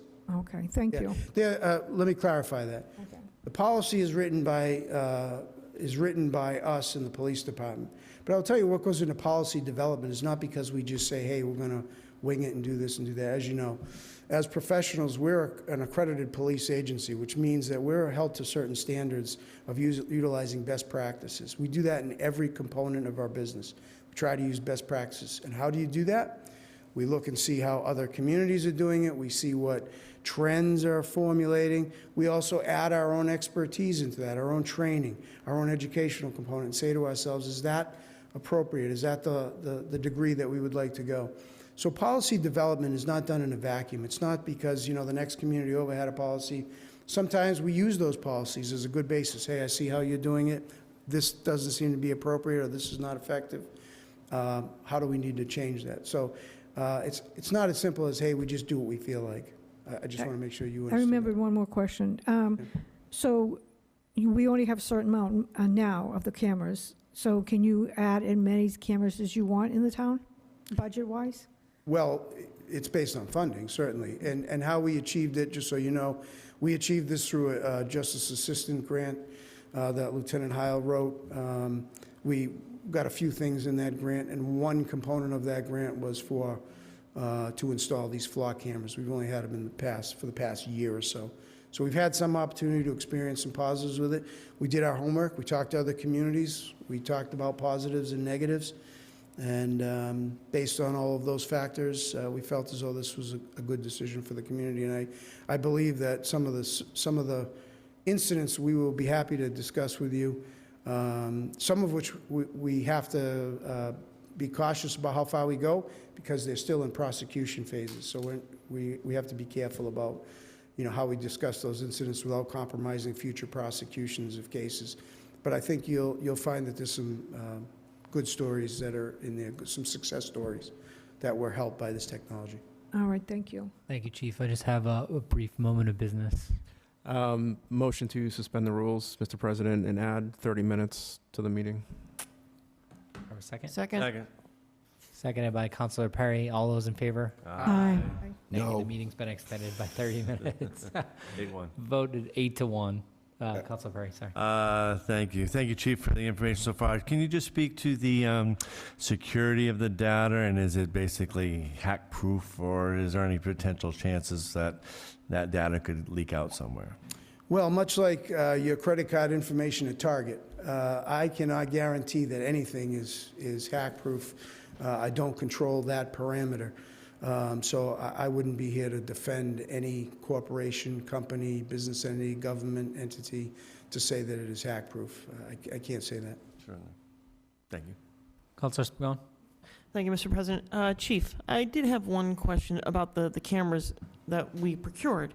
Knowing that there's several other brands out there like I think Leonardo and Axon, what was the reason for specifically choosing Flock's products? Was it a level of versatility, scalability, feasibility of how you're going to use the systems, something like that? Yeah, I think this system was something that was appropriately addressed to the investigative side, how easy it is to use, the simplicity of it, what's the level of data that's required of us, what's the input versus what are we getting out of it. So it just seemed to be one of the easier things. So we had our detectives look at systems that were out there. We've done that for some time. License plate readers have been out there for years. They have, in many communities, they have them mounted on police vehicles. They're not stationary. In our case, we simply use stationary cameras, and all it does is a snapshot in time at a certain location. It does not track people. Thank you, Mr. President. Chief, thank you so much for being here and giving us that briefing.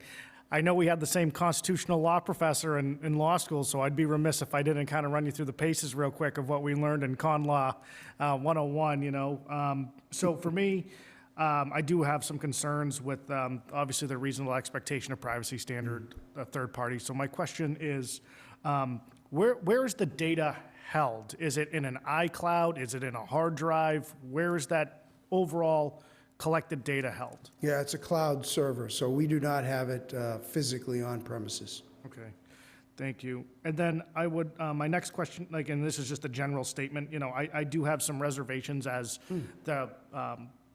it is a product that is being sold to regular people and also can private people, you can purchase this product, I can go online and buy it, like myself? Well, I don't know about individuals, but I can tell you companies certainly have done that. I don't know about, an individual person. I suspect you probably could if you communicated with a company. I'm not sure. But I can tell you private entities already do that.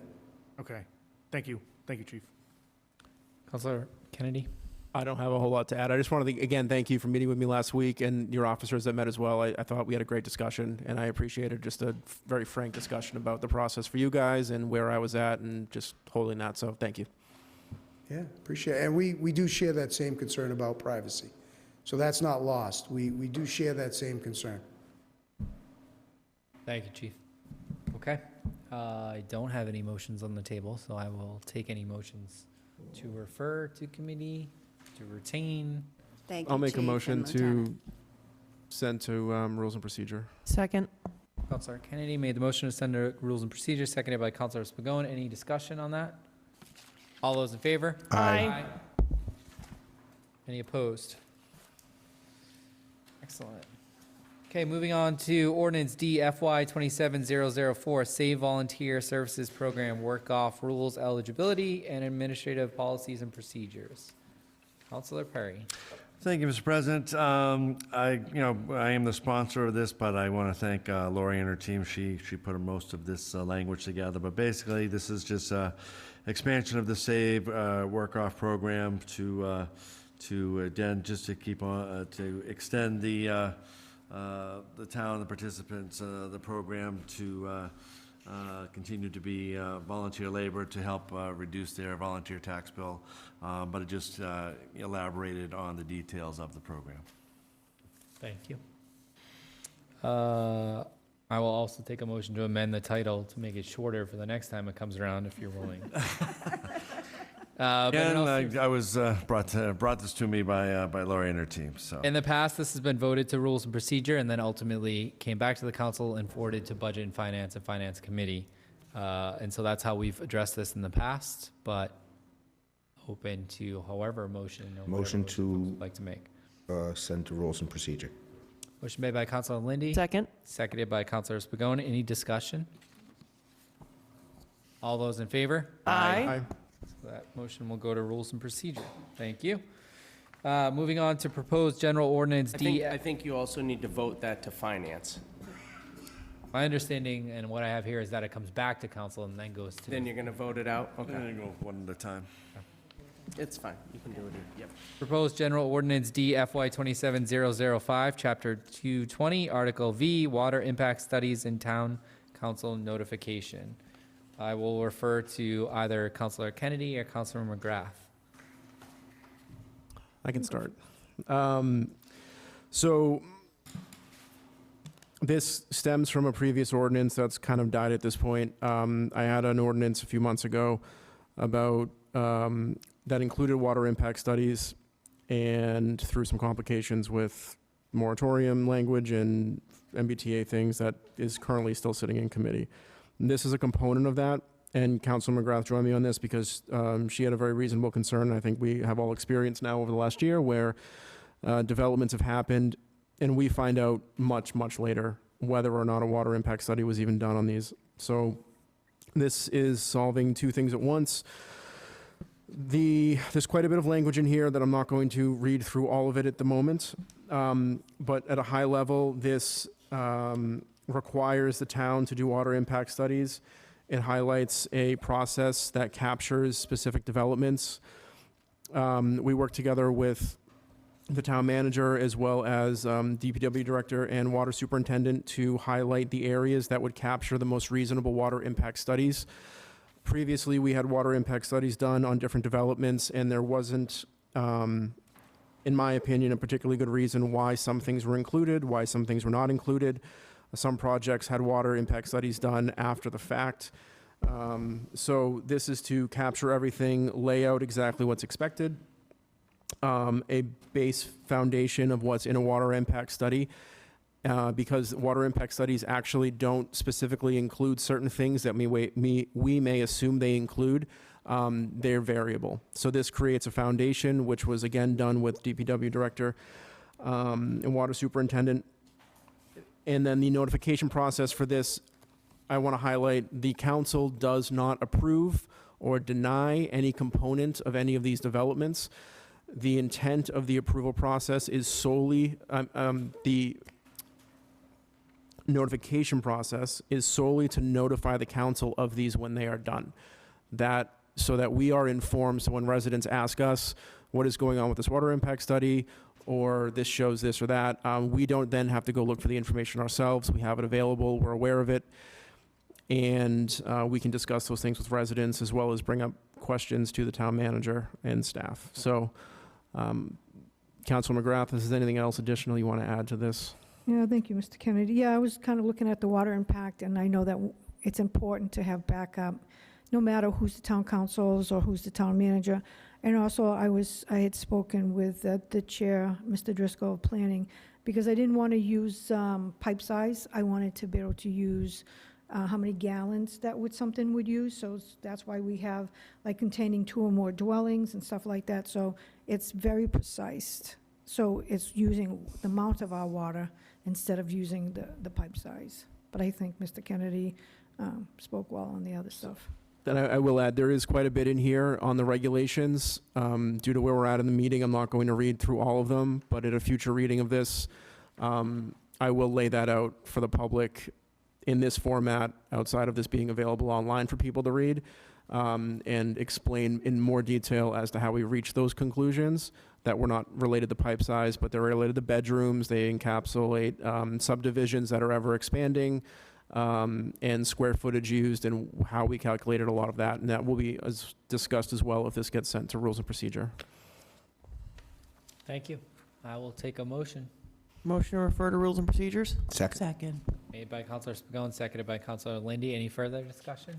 Councilor Perry? Thank you, Mr. President. I agree, we can start definitely this with the rules and procedures, but when it does come back, I think secondarily it should go to CED and Planning Board as a joint meeting as well. Anything else? Okay, all those in favor? Aye. Aye. Any opposed? Seeing none. We will move to item O, citizens' comments. Due to Massachusetts open meeting law requirements, discussions will not take place during public comment periods. I would ask residents to please state your name and address for the record, and please keep your comments to 3 minutes. Gina Gasconi, 35 Wall Avenue, also chair of Community Preservation, forgot what I was chair of. To answer Councilor Kennedy's question, a thought about the fire station, the Osamoquin pumper, the pictures, they all will be accessible. Fire department's working on a location to put the pumper, so it is available for anybody to see. They had originally thought inside the lobby, but it's too big. It would take up the whole lobby. So they are working on a site which will be visible to everyone. The pictures, I believe, are going to line the hallway, like all the old pictures. Just one note, the amount that was in the order for the pictures, we've had 2 quotes, and I commend Deputy Chief Grafton for his work in all this research. One quote was over $50,000, one quote was under $50,000. The state procurement law says $50,000 is the cutoff between just written quotes and a complete RFP. So it could be less than what's in there. That's up to the discretion of finance and the town manager's office, which they go. But pictures and the pumper will be available for everybody to see. Guaranteed they won't just be packed away. And lastly, I just want to say, I thought tonight's council meeting was very good. It was very informative, very professional. I thought it was just a good meeting. Thank you. Thank you.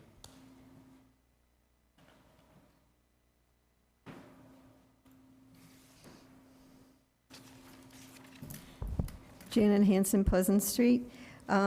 First, want to say thank you for decreasing the square footage. I think I heard it right. It's still stuck. The thing is where you were going to send it and stuff, but it's still stuck to 5,000 square feet amendment, right?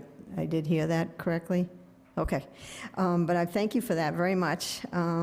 It's good that we get going on it soon, and so somebody doesn't come in and try to get in before we even have it on the books. So in that situation in Lowell, besides being the residents, and there was odors coming from, they said on the news that there was odors coming from it. There was a lot of things going on. So there's things to watch out for on those data centers. I don't really understand them, but I don't think we really need them here. But I thank you for decreasing the size. And the only other thing I wanted to bring up, and I brought it up before, is comments at committee meetings. There's got to be consistency on comment sections. I have from the state website, open meeting law does not require a public body allow public comments or public participation during meetings. Open meeting law states that no person shall address a meeting or public body without permission of the chair, and all persons shall at a request of the chair be silent. Therefore, the law gives the chair of the public discretion to decide whether to permit public comment or not. But it also says, as we've all should know, although the open meeting law does not require public bodies to allow public comment during meetings, we meaning the state, encourage public bodies to allow for as much public participation as time and circumstances permit. In addition, we note that the Supreme Judicial Court explained that the content-based restrictions on public comment may violate the portion of Massachusetts Declaration of Rights protecting the right to assemble and the right to free speech. I just ask that we, some of the committees don't have it on their agenda. They may allow it, but it's not written there, so you don't know, and they don't necessarily have to allow it, but it makes for good communication and trustworthiness if you have it. Not to single someone out, but I'm going to single out Concom. They don't have public comment on their agenda all the time or even allow it. And there was a time where you couldn't make comment if you were going to comment about something on the agenda. But usually that's why you're there. You're there to comment on something on the agenda. So it should be on agenda in the beginning, at the end, but some of these things you really need to have it in the middle, because you could talk about something and then they talk about it, and then if you're not able to talk to the end, it could be voted on already, and anything that you want to say is not going to matter anymore. So I think we need to put public comment in those committees a little more. Some of the public committees do allow for free exchange, which is good, but there are some that still don't get it. So I just want to try to have some type of rule that it's going to be in there. And but otherwise, I appreciate everything that tonight. I was happy, with some of the things that went on. So, thank you.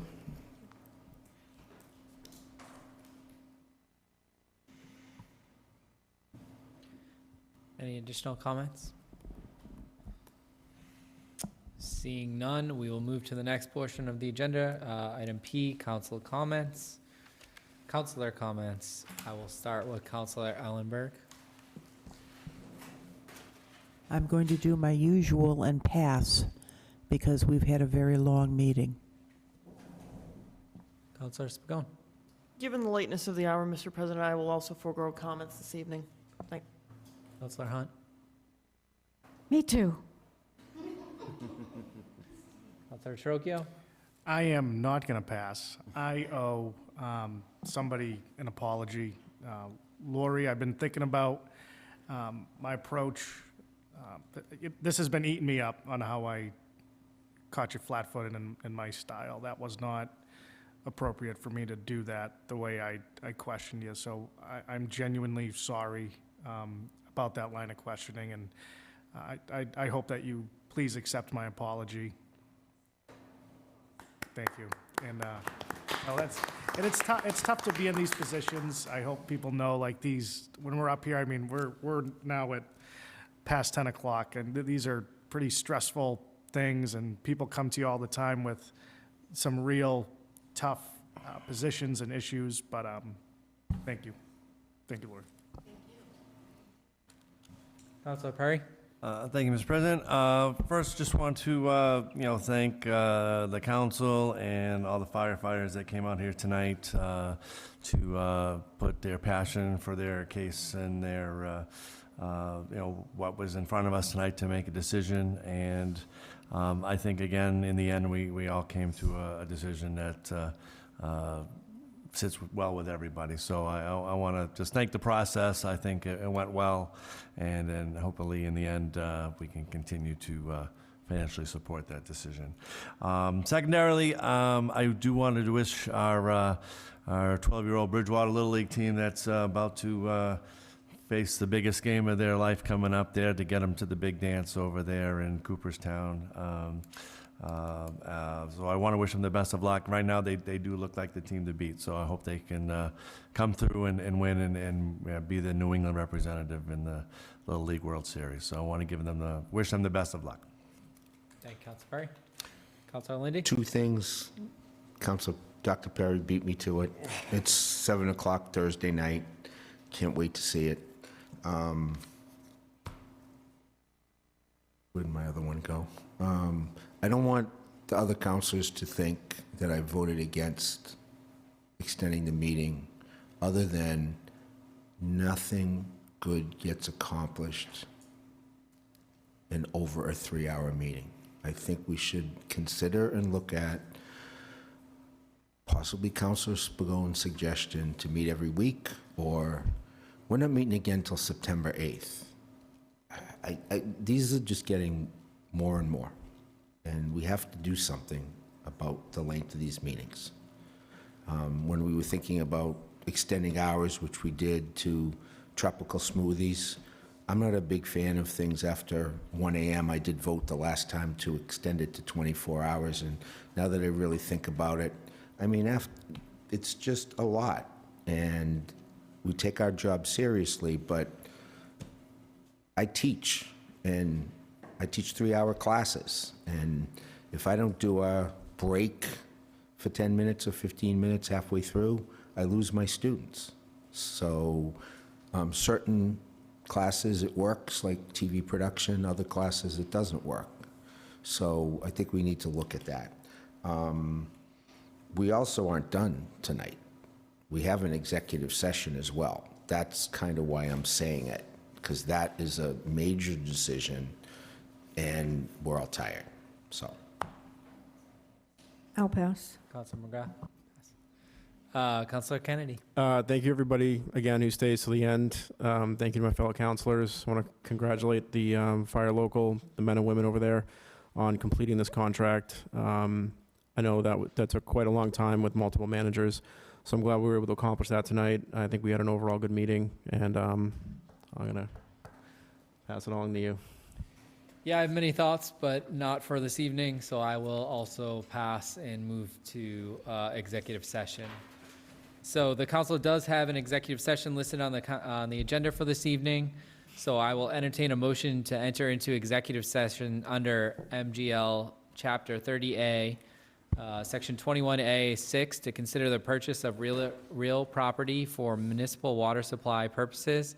The chair, having determined that an open meeting may have detrimental effect on the negotiation position of the town council, and to adjourn from executive session. So moved. Second. Made by Councilor Spagone, seconded by Question. Councilor Perry. Can we have Question? a brief recess before? Just 2 minutes? Yes, why don't we take the motion to vote, and then we'll Yeah. take a quick motion if we can. Okay, so it's been motion made and seconded. All those in favor? No, no, Roll call. All got it? Ms. Ellenberg? This is, pardon me, the motion is to go into executive session? Yes. Okay, yes. Ms. Pagone? Yes. Ms. Hunt? Yes. Mr. Kennedy? Yes. Dr. Murphy? Yes. Mr. Trocchio? Yes. Dr. Perry? Yes. Mr. Lindy? Yes. And Ms. McGrath? Yes. 9 in favor, 0 opposed. 2 minutes. Make it fast.